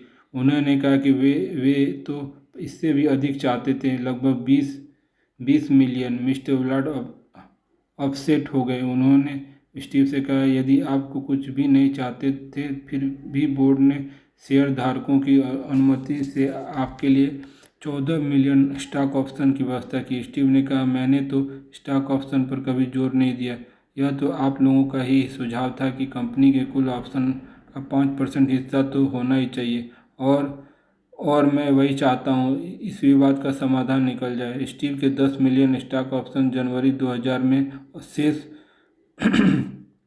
2000 में देने की व्यवस्था की गई। स्टीव को स्टॉक ऑप्शन में कोई रुचि नहीं थी और न ही स्टीव से कोई लाभ कमाना चाहते थे। उन्हें तो हवाई जहाज़ में रुचि थी, यहाँ तक कि उन्होंने हवाई जहाज़ के अंतरिम साज सज्जा का तक बदल कर अपनी मनपसंद की सजावट कराई। स्टीव ने बड़े नाटकीय ढंग से एप्पल के ऑडिटोरियम में जनवरी 2000 में मैकिन्टोश के नए ऑपरेटिंग सिस्टम की घोषणा की। इसी घोषणा के साथ ही उन्होंने मुस्कुराते हुए यह भी घोषणा की वे अपने पद के साथ लगा अंतरिम शब्द हटा रहे हैं। भीड़ ने भी जोरदार तालियां बजाकर स्वागत किया।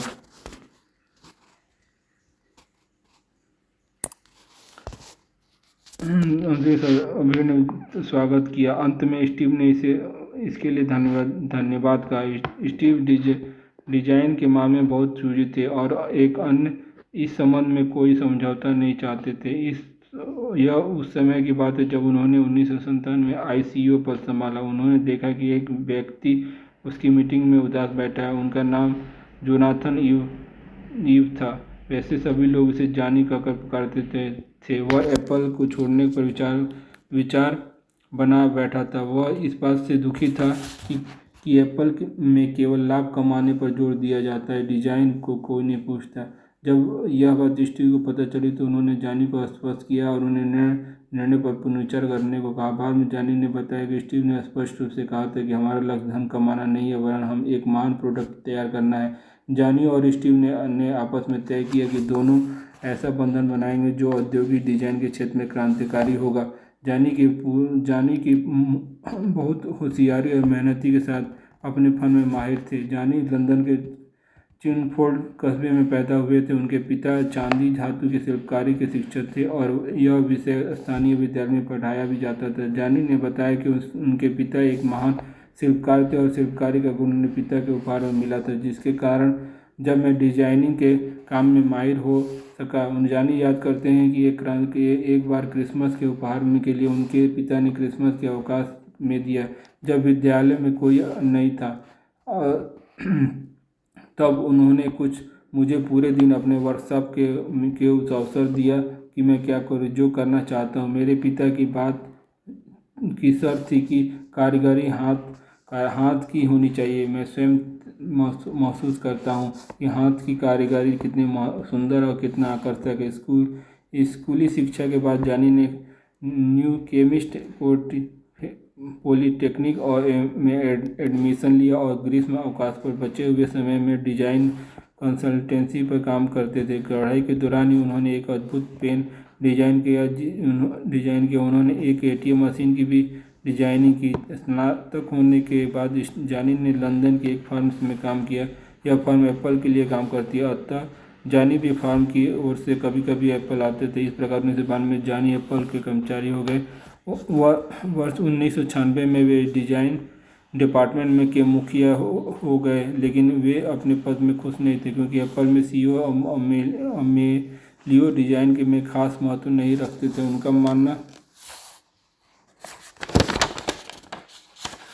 उनका मानना था कि डिजाइन केवल बाहरी मॉडल होता है, बाहरी मॉडल बना दे, अंत में वह कुछ ना करे। इस मॉडल के आधार पर इंजीनियर सस्ता से सस्ता उत्पाद तैयार करे ताकि अधिक से अधिक लाभ हो। जानी अपनी सिद्धांत और अर्मेनिया के धन के पीछे भागने के व्यवहार से दुखी थे। जानी याद करते कि तभी 1997 में स्टीव सीईओ बने। वे बाहर से डिजाइन लाना चाहते थे। एक दिन उन्होंने एप्पल के डिजाइनर स्टूडियो का दौरा किया। वहाँ मैं मिल गया। दोनों में बातचीत हुई और स्टीव ने अपनी कंपनी के हीरो को पहचान गए। इस सब संबंध में स्टीव बहुत बड़े जौहरी थे। स्टीव को वैसे भी डिजाइन के प्रति जुनून सवार था। वह अब उन्हें जानी मिल गए थे। दोनों ने परामर्श होने लगा। दोनों एक ही दिशा में सोच रहे थे। दोनों के तार जुड़ गए, यहाँ तक कि दोनों लंच भी साथ साथ करते थे। जानी और स्टीव के सीधे संबंध हो गए। स्टीव की पत्नी लारेन ने एक बार बताया कि जानी हमारे घर के एक सदस्य की भांति हो गए। स्टीव के जीवन में न जाने कितने लोग आए और चले गए, लेकिन जानी नहीं गए। दोनों आत्मसखा जैसे थे। जॉब और जानी दोनों मानते थे कि डिजाइन सिंपल होना चाहिए और डिजाइन को देखकर उत्पाद का आभास हो जाना चाहिए। एप्पल के उत्पादों के डिजाइन के संबंध में हमेशा यह ध्यान रखा गया कि इंजीनियरिंग और मैन्युफैक्चरिंग एक साथ सहमति हो, अर्थात ऐसा ही ना हो कि डिजाइन तो अच्छा हो, इंजीनियरिंग खराब हो जाए, इंजीनियरिंग तो ठीक हो, मैन्युफैक्चर खराब हो जाए, मैन्युफैक्चरिंग ठीक हो या पैकिंग खराब हो जाए। स्टीव का मानना था कि एक के अच्छा होने के कुछ भी नहीं होता, सब जब तक कि सब कुछ अच्छा नहीं हो। इसलिए Steve design, production, development, engineering, manufacturing, packing, testing सभी क्षेत्रों में समन्वय रखते थे और सभी के साथ मिल चलने की हिदायत देते थे। स्टीव डिजाइन को महत्व देते थे, अन्य कंपनियों के इंजीनियरिंग को महत्व दिया जाता था। पहले इंजीनियरिंग लोग अपना स्केच और स्पेशलिस्ट देते थे और डिजाइन में कहते थे उत्पादन का डिजाइन बनाओ। स्टीव के आने से एप्पल में इसका उल्टा हो गया। एप्पल एक डिजाइन स्टूडियो भी शानदार बनाया गया।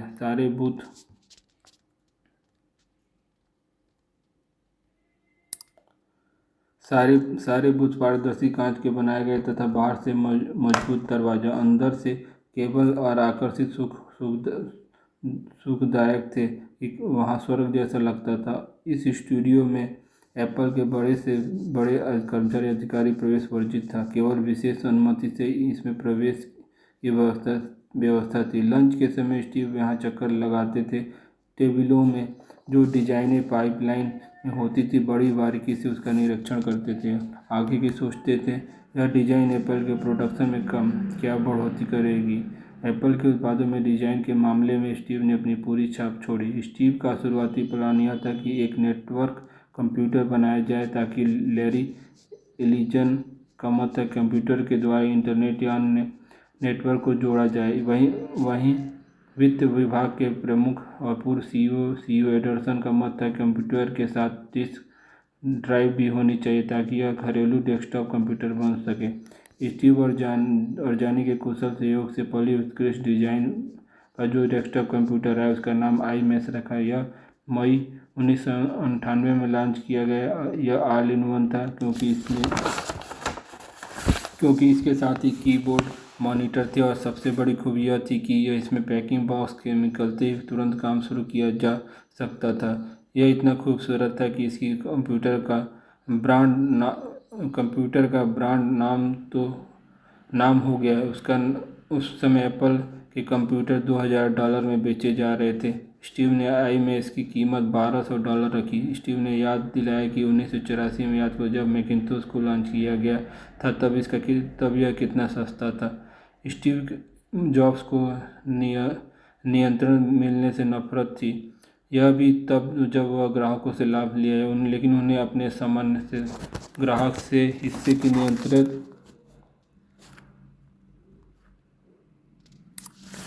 नियंत्रित नहीं कर पा रहे थे। यह हिस्सा किसी स्टोर के एप्पल डिजाइन से खरीदा था। व्हाइट शॉप का जमाना लग चुका था। इंडस्ट्री बिक्री के लिए बड़े स्टोर थे जहां बैठने वाले कर्मचारियों को एप्पल प्रोडक्ट की खासियतों का ना तो ज्ञान था, ना ही इसकी बिक्री के लिए कोई इसकी प्रोत्साहन या लालच था। स्टीव का मानना था कि एप्पल प्रोडक्ट्स में फीचर्स अलग हैं तथा मूल्य भी अधिक है। अतः स्टीव नहीं चाहते थे कि इसके उत्पादन सभी साथ रखे जाए। वे ग्राहकों को संदेश देना चाहते थे कि एप्पल उत्पाद कुछ खास है। स्टीव के मन में तन्मयता थी कि एप्पल के ग्राहकों को कुछ खास उपहार दिया जाए और एप्पल सीधे ग्राहकों से जुड़े। वर्ष 1999 में गोपनीय तरीके से स्टीव के एग्जीक्यूटिव का साक्षात्कार लेना शुरू किया जो एप्पल के उत्पादों की खुदरा बिक्री के लिए स्टोर की कल्पना को अमली जामा पहना सके। इस काम के लिए स्टीव ने रॉन जॉनसन का चुनाव किया। रॉन भी इस विचार से उत्साहित थे। स्टीव और रॉन ने मिलकर काफ़ी भागदौड़ की। माल के चलने वाले स्टोरों को देखा।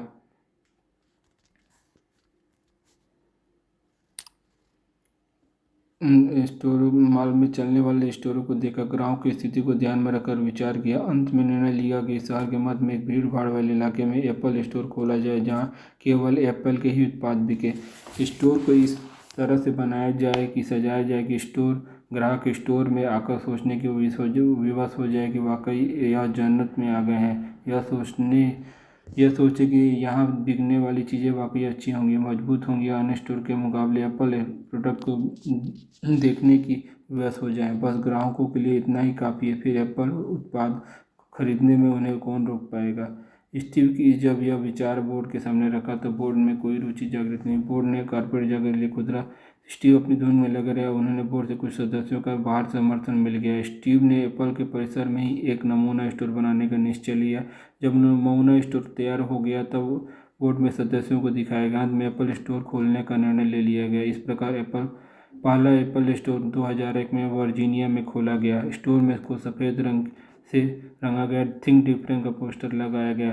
प्रारंभ में एप्पल स्टोर में आने वाले आगंतुकों की संख्या मात्र 250 प्रति सप्ताह, जो बढ़कर 2004 में 5400 प्रति सप्ताह तक पहुंच गई। 2004 में स्टोर के प्रति प्राप्त होने वाली बिक्री $102 मिलियन थी, जो रिटेल बिजनेस के क्षेत्र में सर्वाधिक थी। 10 वर्षों बाद जुलाई 2011 में स्टोर के माध्यम से कुल बिक्री $9.8 मिलियन रही, जो एप्पल की कुल बिक्री का लगभग 15% थी। इस प्रकार स्टीव जॉब्स जहां टेक्नोलॉजी क्षेत्र में धूम मचाए हुए थे, वहीं उन्होंने भी रिटेल बिजनेस के क्षेत्र में भी झंडा गाड़ दिया।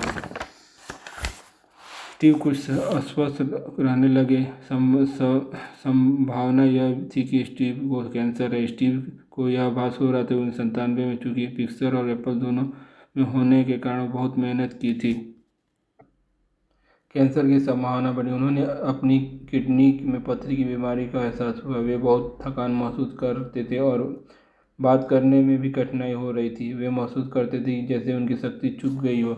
उन्हें लगता था कि उनका कैंसर बढ़ रहा है क्योंकि उनका प्रतिरक्षा प्रणाली कमज़ोर होती जा रही थी। यद्यपि इस बात का कोई सबूत नहीं था कि थकावट या प्रतिरक्षा प्रणाली कमज़ोर होने के कारण कैंसर है। अतः उन्होंने गुर्दे की समस्या का समाधान लाने के लिए अपना परीक्षण कराने का निश्चय किया। अक्टूबर 2003 में उन्होंने न्यूरोलॉजिस्ट से परीक्षण कराया। इस परीक्षण में कुछ नहीं निकला। अतः डॉक्टर ने सलाह दी कि उन्हें अपने गुर्दे और मूत्रवाहिनियों का कैट स्कैन कराना चाहिए। स्टीव ने एक बार पहले भी कैट स्कैन कराया था।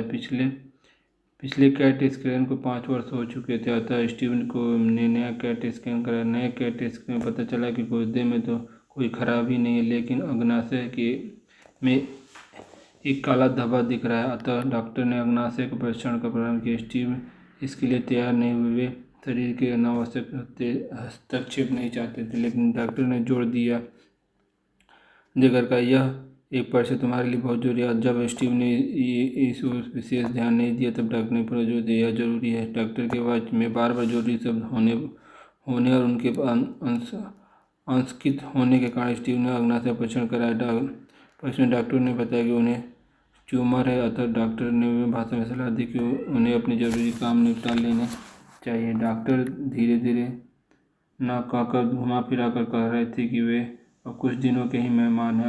अगली शाम को डॉक्टरों को बायोप्सी प्रदर्शन के दौरान पता चला कि अभी कैंसर प्रारंभिक स्टेज पर है। अतः उसका इलाज सर्जरी के द्वारा संभव है। डॉक्टर ने खुशी जाहिर की, अच्छा रहा कि शुरुआती दौर में गया। यद्यपि स्टीव को धर्म पर बहुत भरोसा या विश्वास नहीं रही, लेकिन कैंसर का पता लगने पर उन्होंने सबसे पहले अपने मित्र लैरी वेस्टलेस्टेट को फ़ोन किया, जो भारत भ्रमण के समय उनके साथ आश्रम में थे। स्टीव ने पूछा, क्या आप सभी भी भगवान में विश्वास रखते हैं? वेस्टलेस्टेट ने कहा, हाँ, हम दोनों काफ़ी देर तक भगवान तक पहुंचने में कई रास्तों में विचार करते रहे, जो धर्म गुरु नीम करोली बाबा द्वारा बताए जाते थे। वेस्टलेस्टेट ने पूछा कि आखिरी बात स्टीव ने उत्तर दिया, मुझे कैंसर है। इसके बाद स्टीव ने आर्ट लेविन्सन, जो एप्पल के बोर्ड में सदस्य थे, को सूचित किया कि उन्हें ट्यूमर है, जो कैंसर की प्रारंभिक अवस्था है। स्टीव ने रविवार को उन्हें याद किया। अपने दोस्त और पत्नी के जोर देने के बाद स्टीव सर्जरी की तैयार नहीं हो रहे थे, जबकि चिकित्सक भी यही विकल्प था। वास्तव में स्टीव अपना शरीर कटवाना नहीं चाहते, अतः वे कोशिश कर रहे थे कि इसका कोई विकल्प काम कर जाए। लेकिन ताज़ी गाजरों का सलाद और ताज़ा जूस डाइट के रूप में लेते थे। स्टीव की पत्नी ने समझाया कि आप अपनी आत्मा पर बहुत जोर देते हो, लेकिन आत्मा के निवास के लिए स्वस्थ शरीर का होना आवश्यक है। अतः शरीर का इलाज जरूरी है। दोनों ने बहुत समझाया कि डाइट कंट्रोल से कैंसर को नहीं हटाया जा सकता। पागलपन ना करो, कैंसर का इलाज केवल सर्जरी है। जब उनके डाइट डॉक्टर ने भी सर्जरी की सलाह दी, तब स्टीव ने कुछ तैयार हुई, लेकिन वे सर्जरी के लिए पूर्ण से तैयार नहीं थे। इसलिए हवाले में 9 माह का समय व्यतीत हो गया। उनके दोस्तों कहते हैं कि स्टीव मजबूत इच्छा शक्ति के व्यक्ति थे, लेकिन कैंसर के मामले में उनकी नहीं चली। जुलाई 2004 में फिर कैट स्कैन में जिसमें पता चला कि ट्यूमर बढ़ रहा है और फैलता जा रहा है। इस परीक्षण में वास्तविकता का सामना करने के लिए स्टीव मजबूर हो गए। पावेल ने स्टीव की बहन मोना सिम्पसन से भी स्टीव की को सर्जरी इंतजार करने के लिए कहा। सिम्पसन ने भी सर्जरी के लिए अनुरोध किया। अंततः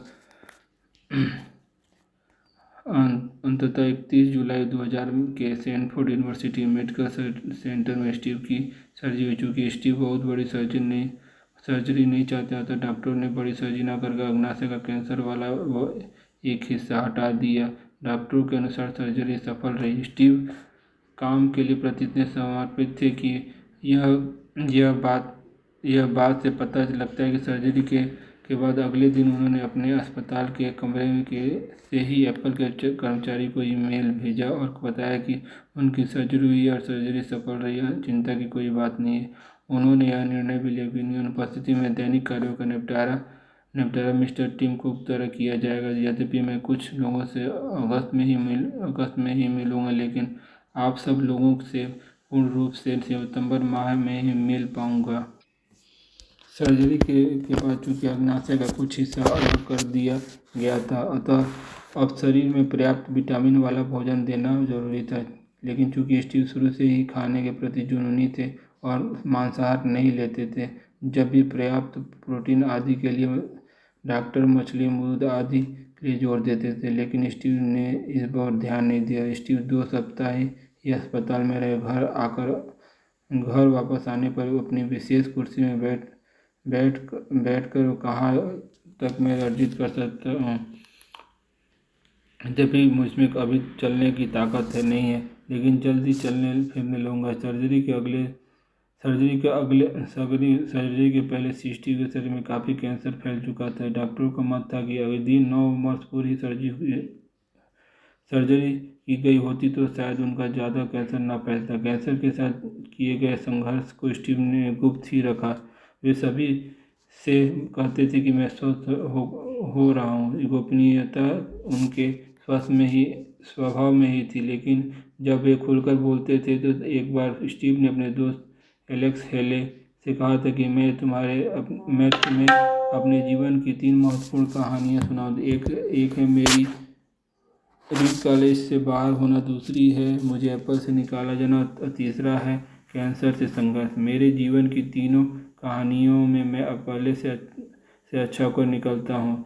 कैंसर से को भी मैं जीत लूँगा। स्टीव ने अपने दोस्त को मृत्यु का दर्शन भी समझाया कि मृत्यु से डरना नहीं चाहिए। एक दिन सभी को मरना है, खोने के लिए कुछ नहीं है, सब हम सब नंगे, अतः आत्मा की आवाज़ का पालन करना चाहिए। स्टीव ने अपना 30वां और 40वां जन्मदिन सिलिकॉन वैली की हस्तियों और सम्मानित हस्तियों के साथ मनाया था, लेकिन जब वे सर्जरी से लौटे तो उनकी पत्नी ने उनके 45वें जन्मदिन की पार्टी बड़ी सादगी से अपने घर में ही समायोजित की। इस पार्टी में केवल घर के सदस्य और करीबी पेशेवर दोस्त ही थे। इस पार्टी के आयोजन में स्टीव आश्चर्यचकित थे। पार्टी के लिए अच्छे शाकाहारी व्यंजन तैयार किए गए थे। घर में एक कमरे में ही पार्टी रखी गई थी। सभी सदस्यों ने कॉमेडी फिल्म का आनंद लिया और पार्टी को एंजॉय किया। वास्तव में स्टीव की पत्नी बहुत सुलझी हुई थी। वे हर प्रकार से स्टीव को खुश रखना चाहती। टेंशन में से दूर रखने के लिए ही उन्होंने घरेलू पार्टी का आयोजन किया था।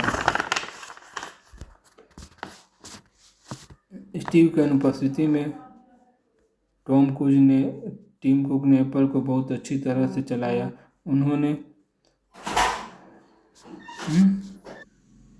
स्टीव की अनुपस्थिति में टॉम क्रूज ने एप्पल को बहुत अच्छी तरह से चलाया। उन्होंने कंपनी के कामकाज में कहीं यह परिलक्षित नहीं होने दिया कि स्टीव अनुपस्थित हैं, और टिम कुक कभी लाइमलाइट में भी नहीं आए। उन्हें पसंद नहीं था कि अखबारों में उनका नाम आए। वे अपना काम बेहतर तरीके से करते रहे। जब स्टीव अपने अवकाश से वापस आए तब टिम कुक ने उसका कार्यभार उन्हें सौंप दिया। स्टीव की एक और आदत थी कि वे बड़े से बड़ा निर्णय भी अचानक ले लेते थे। एक बार वर्ष 2005 में अंत में स्टीव और कुक जापान जा रहे थे। स्टीव ने कुक को बिना किसी परामर्श के केवल पीछे मुड़े और कहा कि आपको एप्पल का मुख्य संचालक अधिकारी नियुक्त करता हूं। इस प्रकार स्टीव कुक को सीईओ बन गए। यद्यपि इस निर्णय से स्टीव के कुछ दोस्त नाराज हुए जो एप्पल के टीम कुक के वरिष्ठ थे। यहाँ तक कि कुछ ने एप्पल छोड़ भी दिया, लेकिन स्टीव ने इसकी परवाह नहीं की। उन्होंने अपने मनपसंद प्रबंधकों की टीम बनाई जो कार्य जो कार्य के लिए हर समय तैयार रहते थे और जुझारू प्रवृत्ति के थे। स्टीव स्वयं काम के प्रति समर्पित थे। कैंसर जैसी भयंकर बीमारी से पीड़ित होने के बावजूद भी उन्होंने एग्जीक्यूटिव के साथ प्रातः 9 बजे बैठक प्रारंभ कर देते थे और यह बैठक 3-4 घंटे तक लगातार चलती रहती थी। मीटिंग में केवल भविष्य की चर्चा होती थी, जैसे एप्पल के फला उत्पाद के बाद क्या है, क्या नई चीज़ क्या डेवलप की जाए। यदि सभी प्रबंधकों के साथ साझा बैठक करने का एक ही मकसद होता था कि एप्पल के मिशन में सभी लोगों का योगदान रहे और सभी लोग अपनी क्षमता के अनुरूप सुझाव दें। इसके साथ ही विभिन्न विभागों के मध्य किसी का तरह का विवाद ना हो। स्टीव इन बैठकों का उपयोग उत्पादों को पर फोकस देने के लिए ही करते थे। वे चाहते थे कि एक समय में 2 या 3 प्राथमिकताओं पर ही काम किया जाए। वे कहते थे कि जैसे कुछ चीज़ें ही अच्छी होती हैं, इसी प्रकार कुछ लोग ही अच्छे होते हैं, अतः अच्छे लोगों के साथ ही काम करना चाहिए। लगातार इलाज चलते रहने के बाद भी 2008 के प्रारंभ में स्वयं स्टीव और अपने डॉक्टरों को पता चला कि कैंसर फैल रहा है। यद्यपि डॉक्टरों ने सर्जरी के बाद अच्छी से अच्छी थेरेपी की व्यवस्था की थी, लेकिन कैंसर बढ़ता रहा। दूसरी यह भी था कि स्टीव के शरीर में दर्द बढ़ता जा रहा था। डॉक्टर दर्द के लिए मॉर्फिन दवाओं का उपयोग करते, लेकिन सफलता नहीं मिल रही थी। स्टीव की पत्नी लॉरेन की घनिष्ठ सहेली कैथरीन घर पर आई हुई थी। कैथरीन को बताया कि मैं और स्टीव टहलने के लिए गए थे। टहलने के दौरान स्टीव ने बताया कि जब मैं तकलीफ महसूस करता हूँ तो अपने दर्द को ध्यान देता हूँ, दर्द को महसूस करता हूँ और तकलीफ को दूर करने की कोशिश करता हूँ। यद्यपि यह बात सही नहीं थी, क्योंकि जब भी स्टीव अपने को अधिक असहज महसूस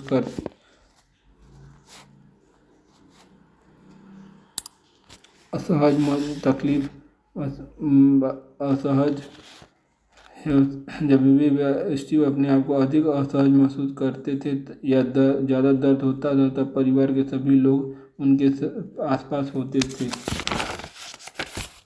स्टीव के स्वास्थ्य के संबंध में एक समस्या थी डॉक्टर यह नहीं पता लगा पा रहे थे कि स्टीव के कैंसर के कारण तकलीफ है या अन्य किसी दर्द के कारण दर्द। इन खाने पीने की समस्या भी थी। उनका वजन लगातार घटता जा रहा था। उनका मुख्य कारण था कि उनका अग्नाशय क्षतिग्रस्त था, जिसके कारण शरीर में पर्याप्त विटामिन और प्रोटीन नहीं मिल पा रहा था। स्टीव बचपन से ही शाकाहारी थे। शादी के बाद भी वे उनकी पत्नी शाकाहारी रही। खाने के प्रति स्टीव जुनूनी थे। वे कई दिन तक उपवास कर लेते थे और सर्जरी के बाद पावेल ने खाने के मेनू में परिवर्तन किया, क्योंकि उन्हें एहसास हो रहा था कि बच्चों को पर्याप्त प्रोटीन युक्त भोजन नहीं मिल पा रहा है।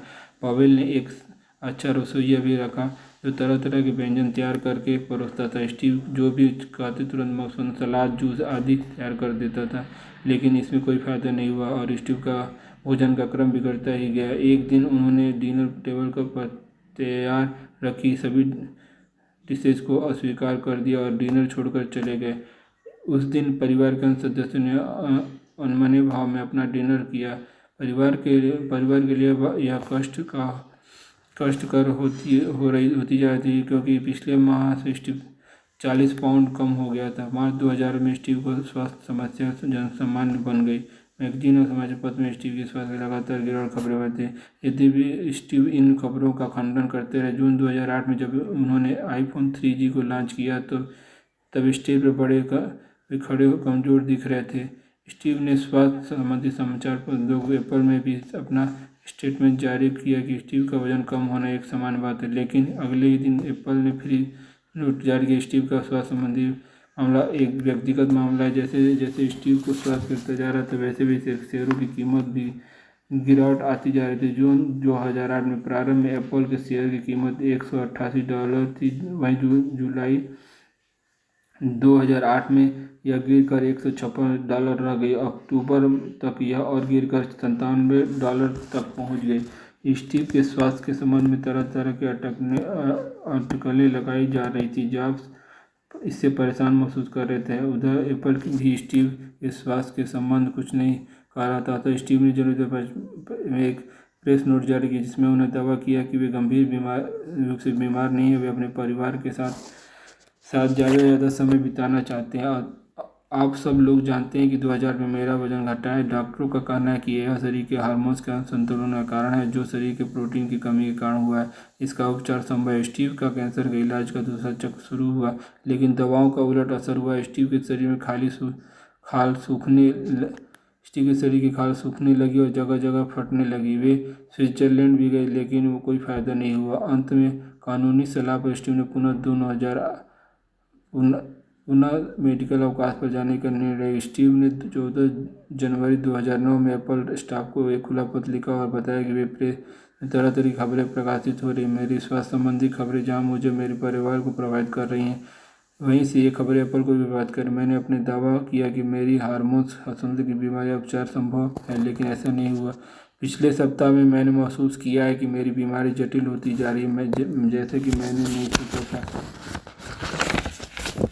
स्टीव ने लिखा कि पूर्व की भांति ही टिम कुक एप्पल को दैनिक कार्यों की संपन्न करेंगे, लेकिन वे मुख्य रूप से निर्णय लेने के लिए सीईओ के रूप में भी काम करेंगे। मैं संभवतः जून तक वापस आऊँगा। इसके बाद बोर्ड में मेंबर बिल कम्पलेट और लेविन के स्टाफ ने स्टीव ने अपना स्वास्थ्य संबंधी सलाह दी। यह दोनों व्यक्तिगत मित्र थे और एप्पल के बोर्ड के सदस्य भी थे। दोनों स्टीव और स्वास्थ्य की सलाह भी देते थे। बोर्ड के अन्य सदस्यों को स्वास्थ्य संबंधी पूरी जानकारी नहीं दी गई और शेयरधारकों को भी कुछ नहीं बताया गया। यद्यपि यह कंपनी के लिए ठीक नहीं था, किसी महत्वपूर्ण सूचना को छिपाना अपराध था, क्योंकि स्टीव के सीईओ होने के कारण उनके संबंधी सूचनाएं कंपनी के लिए वित्तीय परिणाम प्रभावित। स्टीव का इलाज करने वाले डॉक्टरों की टीम में प्रमुख थे जॉर्ज फिशर। उन्होंने स्टीव को सलाह दी कि 1 माह के अंदर लीवर को ट्रांसप्लांट करना जरूरी है, लेकिन स्टीव ने इस पर ध्यान नहीं दिया। स्टीव की पत्नी पालन फिशर भी सुझाव से खुश हुई, क्योंकि वे जानती थी लीवर ट्रांसप्लांट पर उनके पति को बढ़ जाएगी। उन्होंने स्टीव को समझाया कि लीवर ट्रांसप्लांट से उनकी हार्मोन असंतुलन की बीमारी के इलाज में सहायता मिलेगी। अतः जनवरी 2000 में स्टीव तैयार, लेकिन समस्या ये तब गंभीर हो गई जब पता चला कि कैंसर के लीवर चाहने वालों की लिस्ट में स्टीव का प्रतीक्षा काफ़ी पीछे है। वैसे भी स्टीव के ब्लड ग्रुप में लीवर के दानदाताओं की संख्या बहुत कम थी।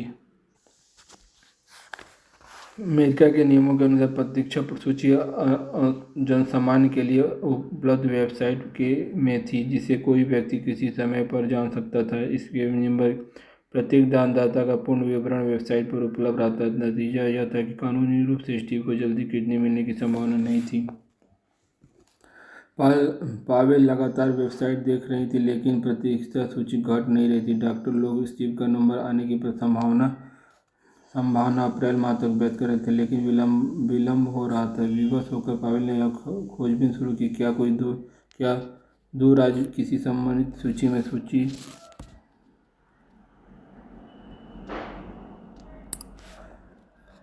वैसे भी कोई खासी बाध्यता नहीं थी। नियमों के अनुसार 3% तक की सूची में समायोजन संभव था, लेकिन इसके लिए 2 बातें जरूरी थी। किडनी मिलने के 8 घंटे के भीतर मरीज को अस्पताल पहुंचना चाहिए और डॉक्टर मरीज का निरीक्षण करके शामिल करें। सैन फ्रांसिस्को में एक वकील मिस्टर जॉर्ज रिले थे, जो एप्पल के सलाहकार भी थे। वह स्टीव के निकट भी। रिले ने माता पिता दोनों कैथरीन यूनिवर्सिटी हॉस्पिटल में डॉक्टर थे। वहीं पर गिले ने दोस्त जॉन थे, जो वहीं पर एक ट्रांसफर इंस्टीट्यूट चलाते थे। यह एक अच्छा संस्थान माना जाता है। ईशान ने कहा कि यदि मेंबरशिप की प्रतीक्षा सूची में दूसरे राज्य का कोई मरीज आता है तो उन्हें कोई आपत्ति नहीं होगी, क्योंकि यह मरीज की इच्छा है कि यह करना चाहिए। उधर 8 घंटे में पहुंचने के लिए स्टीव के पास निजी विमान था, अतः ईशान के पास आल्टो आकर स्टीव का निरीक्षण कर लिया। दोनों शर्तें पूर्ण होने के बाद स्टीव का नाम मेम्फिस की प्रतीक्षा सूची में लिख दिया गया। अब प्रतीक्षा सूची घटने लगी। मार्च के सप्ताह में अचानक प्रतीक्षा सूची में गिरावट आ गई। धीरे धीरे 21 मार्च 2000 स्टीव को गुर्दा मिल गया। सर्जरी के बाद ट्रांसप्लांट सफल रहा, लेकिन डॉक्टर पूर्णतः आश्वस्त नहीं हो पाए, क्योंकि स्टीव के गुर्दे में चारों ओर कैंसर फैल चुका था। फिर भी डॉक्टरों ने इलाज चालू रखा।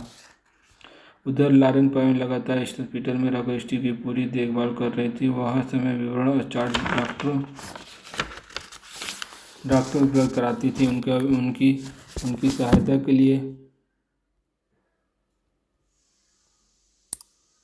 उनकी सहायता के लिए उन्होंने अपनी माँ एवं भाई की भी अस्पताल आ गए। उधर स्टीव की बहन मोना सिम्पसन भी पूरा सहयोग दे रही थी। इलारेन की माँ का परिवार उनके बच्चों को देखभाल कर रहा था।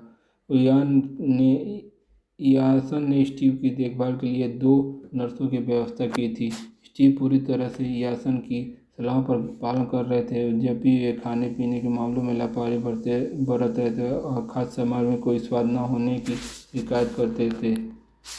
यासन ने समझाया कि अपना स्वाद का नई दवाइयाँ समझ कर खाओ। धीरे धीरे स्टीव सब स्वस्थ होने लगे। एप्पल की ओर से मिस्टर टिम कुक मिलने आते थे। टिम कुक के आते स्टीव का चेहरा खिल जाता था, क्योंकि कुक उन्हें एप्पल की अच्छी अच्छी खबरें और नए नए प्रयोगों के संबंध में बताते थे। स्टीव एप्पल के संबंध में अच्छी बातें सुनने के आतुर थे, क्योंकि उन्हें एप्पल से गहरा लगाव था। वे एप्पल को प्यार करते थे। आखिरकार मई 2009 के अंत में स्टीव अपने निजी विमान से घर वापस लौटे। जब वो एयरपोर्ट पर उतरे तो कुक और जानी भी एयरपोर्ट पर मौजूद थे। वे दोनों कुछ देर पहले ही विदेश से वापस आए थे। स्टीव को देखकर दोनों के भाव विभोर हो गए। बाद में जानी ने एयरपोर्ट से स्टीव को उनके घर पर छोड़ा। जानी ने स्टीव को बताया कि उनके अनुपस्थिति में काम करना मुश्किल रहा। जानी ने भी यह भी बताया कि एप्पल के अगले आविष्कार संभव नहीं होंगे यदि आप जल्दी वापसी नहीं आएंगे। स्टीव के साथ एप्पल की हर गतिविधियां जुड़ी रहती थी।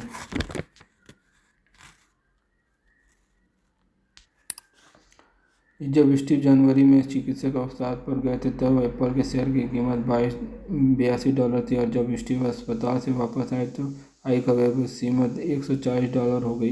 इसके कुछ दिन बाद एप्पल प्रबंधक ने मीटिंग की। स्टीव बिना बताए यह सभी आश्चर्यचकित करते हुए बोर्ड की मीटिंग में पहुंच गए। वे बैठक करने के लायक तो हो गए थे। वे जून के प्रारंभ में प्रतिदिन घर पर ही मीटिंग करते थे और जून के अंत तक वे काम करते थे। जब ये जन समस्या 9 अक्टूबर को पास हुई, जब वे कंपनी के एक नियमित म्यूजिक कार्यक्रम में शामिल 2010 के प्रारंभ में वे अपने को पूर्ण रूप से स्वस्थ महसूस करने लगे और अपने काम को प्रति पूर्णतः समर्पित कर लिया। यह वर्ष कंपनी के लिए भाग्यशाली रहा, क्योंकि कंपनी ने आईफोन और आईपैड जैसे 2 मूल्यवान उत्पाद इसी वर्ष में लॉन्च किए। स्टीव को अपने परिवार से गहरा लगाव था। वे अपनी पत्नी को बहुत चाहते थे। वे अपना सौभाग्य मानते थे कि उन्हें ऐसी पत्नी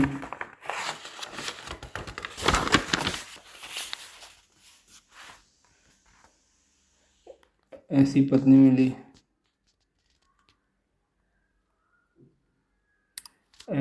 जिन्हें अंत उनका शादी और उनके जीवन को आनंदमय बनाए रखा। वे अपने पुत्र रीड को भी बहुत चाहते थे। रीड भी व्यस्त हो रहे थे। वे एकदम अपने पिता के वो काफ़ी लगते थे।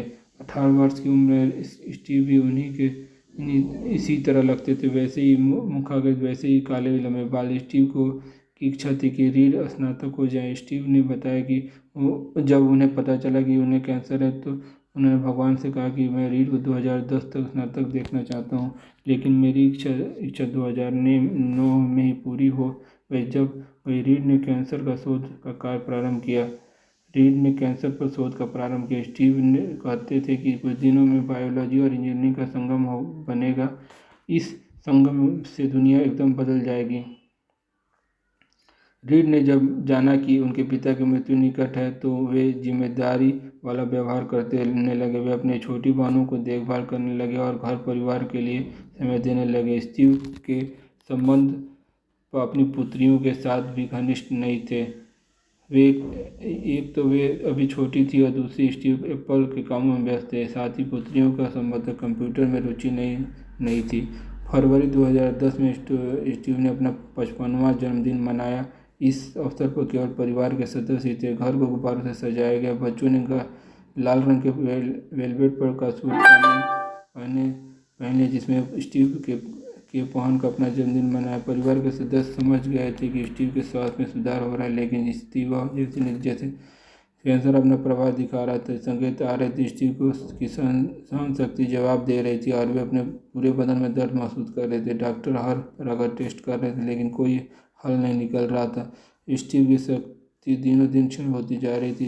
नवंबर 2010 में उन्होंने खाना भी छोड़ दिया, क्योंकि उन्हें उन्हें तकलीफ महसूस होती थी। स्टीव और उसका परिवार हवाई में कोना गांव में गए, जहां उन्हें अपनी छुट्टियां मनाने जाते थे। वहां जाने का मकसद था कि वे अपनी सभी को धन्यवाद कह सके, लेकिन वहां भी उनकी डाइट में कोई सुधार नहीं हुआ। उन्होंने वहां भी अपने समूह के साथ भोजन नहीं किया। उन्हें पालो अल्टो वापस आ गए। अब स्टीव मायूस हो गए थे। वे स्पष्ट दिखाई दे रहा था कि मृत्यु निकट है। उन्होंने अपने बच्चों से कहा कि लगता है कि मैं अपना कोई जन्मदिन नहीं मना पाऊंगा। क्रिसमस आते आते उनका वजन 115 पाउंड रह गया, जो सामान्य से 50 kg था। मोना सिम्पसन भी अपने परिवार के साथ स्टीव से मिलने गई और स्टीव को मनोरंजन करती रही। 2011 अप्रैल में डॉक्टरों ने देखा कि स्टीव के गुर्दे में एक नया ट्यूमर विकसित हो रहा है, लेकिन वे कोई उचित दवा की तलाश नहीं कर सके। स्टीव के शरीर में इतना दर्द होता था कि स्टीव बताते हैं कि लगता है कि शरीर के हर इंच हिस्से को पंच किया गया, और ये दर्द के साहस दोहरे को जाते थे। वे उनके साथ खाने की समस्या बढ़ती जा रही थी। पावेल कुछ भी कहती थी, स्टीव नहीं मानते थे। पावेल कभी कभी कहती थी कि यह पागलपन है। स्टीव की हालत दिनों दिन गिरती जा रही थी। अफवाहें फैल रही थी। पावेल समझ रही थी कि अफवाहें फैले, स्टीव अब बाहर नहीं जा सकेंगे। वे चिकित्सक और साहब पर ही नहीं जाना चाहते थे। वे चाहते अवकाश पर जाना कि ऐसा लगता जैसे वो अपना घर छोड़ रहे हों। लेकिन जनवरी 2011 में बोर्ड मेंबर को टेलीफोन आया कि केवल 3 मिनट का अवकाश चाहते हैं, और उन्हें बोर्ड मेंबर के साथ विचार विमर्श किया। यदि उन्हें कुछ होता है तो लंबी अवधि के लिए या थोड़ी अवधि के लिए कौन सा काम संभालेगा। अंततः टीम कुक को दैनिक कार्यों का भार सौंपा गया और स्टीव अवकाश पर चले गए। अगले शनिवार को स्टीव ने अपने डॉक्टरों के साथ मीटिंग की। उन्होंने महसूस किया कि इस प्रकार बीमारी से कैसे अब उन्हें लॉर्ड कैंपबेल नहीं जा सकेंगे। अब जब तीसरे चिकित्सक की घोषणा की गई, तब स्टीव की पुत्री लीजा ब्रेनन उनसे मिलने आई। काफ़ी समय तक दोनों के मध्य बातचीत हुई। दोनों के संबंध फिर मधुर हुए। इसी प्रकार गूगल के सह-संस्थापक मिस्टर गैरवेज ने भी स्टीव से मुलाकात की। तीसरा चिकित्सक अवकाश घोषित होते ही कई जानी मानी हस्तियों ने स्टीव से जाप से मुलाकातियों में बिल गेट्स भी थे। दोनों ने काफ़ी समय तक अपनी संबंधों, व्यावसायिक संबंधों आदि पर चर्चा की। उन्होंने अपने परिवारों के संबंध में भी चर्चा की। दोनों काफ़ी समय तक खुशनुमा माहौल में रहे। स्टीव चाहते थे कि एप्पल नए उत्पाद लागू करे। वे पुस्तक प्रकाशन उद्योग के लिए कुछ नया डिवाइस बनाना चाहते थे, लेकिन जुलाई 2000 में कैंसर पूरे शरीर में फैल गया और डॉक्टर कोई भी उचित दवा नहीं दे पाए। उन्हें बहुत दर्द था। वे सो नहीं पा रहे थे। उनकी शक्ति क्षीण होती जा रही थी। वे कोई ठोस पदार्थ भी खाने के लिए नहीं ले पा रहे थे। वे हर समय अपने कमरे में रहकर टेलीविज़न देखते रहते थे। स्टीव का स्वास्थ्य दिनों दिन गिरता जा रहा था।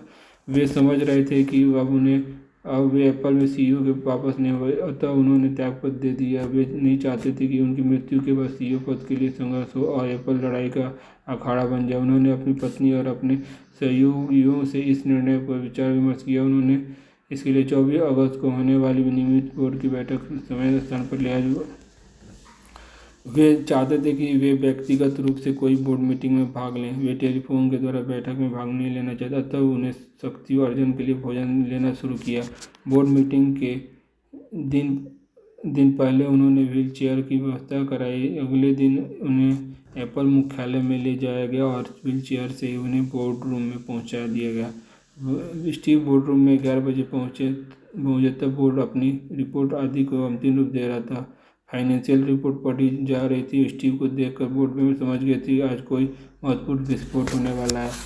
स्टीव सारी कार्रवाई देखते रहे। कुछ देर बाद उन्होंने शांतिपूर्ण धीमी आवाज में कहा कि वे कुछ व्यक्तिगत कहना चाहते हैं। टीम कुक ने कहा कि यदि आप चाहें तो प्रबंधकों सहित हम सबको बाहर चले जाएं। स्टीव ने आधा मिनट सोचा, फिर ऐसा करने की अनुमति दी।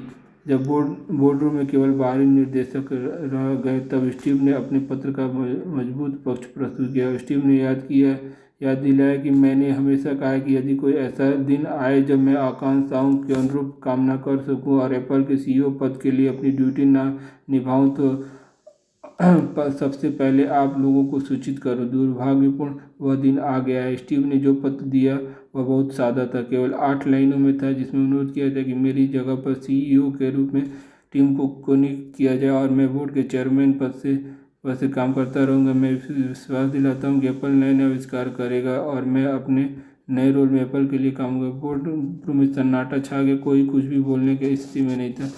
सबसे पहले अल गोरे ने स्टीव के कार्यकाल की सराहना की। ड्राफ्ट लेन में कहा कि स्टेपल ने व्यावसायिक जगत की चोटी को छू लिया। लेबनन ने भी शांतिपूर्ण सत्ता हस्तांतरण को सहारा। कॉम्प्लेक्स कुछ न कहे, उनकी आंखों में केवल आंसू आए। इस प्रकार सत्ता हस्तांतरण का प्रस्ताव बिना किसी चर्चा के स्वीकार कर लिया। दोपहर के भोजन के बाद स्टीव ने एप्पल के में जो उत्पाद पाइपलाइन में थे उसकी समीक्षा की, नए नए निर्देश दिए जिसे वे भविष्य में क्या चाहते हैं, क्या खुलासा। स्टीव मीटिंग के बाद स्टीव जॉर्ज रिले के साथ घर वापस आए। जब वे घर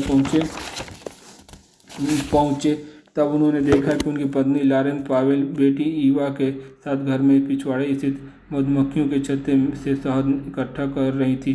शहद का बर्तन किचन में से लाया गया। बच्चे भी एकत्र हो गए ताकि शांतिपूर्ण सत्ता हस्तांतरण कर उत्सव मनाया जा सके। स्टीव ने शहद का एक चम्मच लिया और कहा, यह तो आश्चर्यजनक रूप से मीठा है।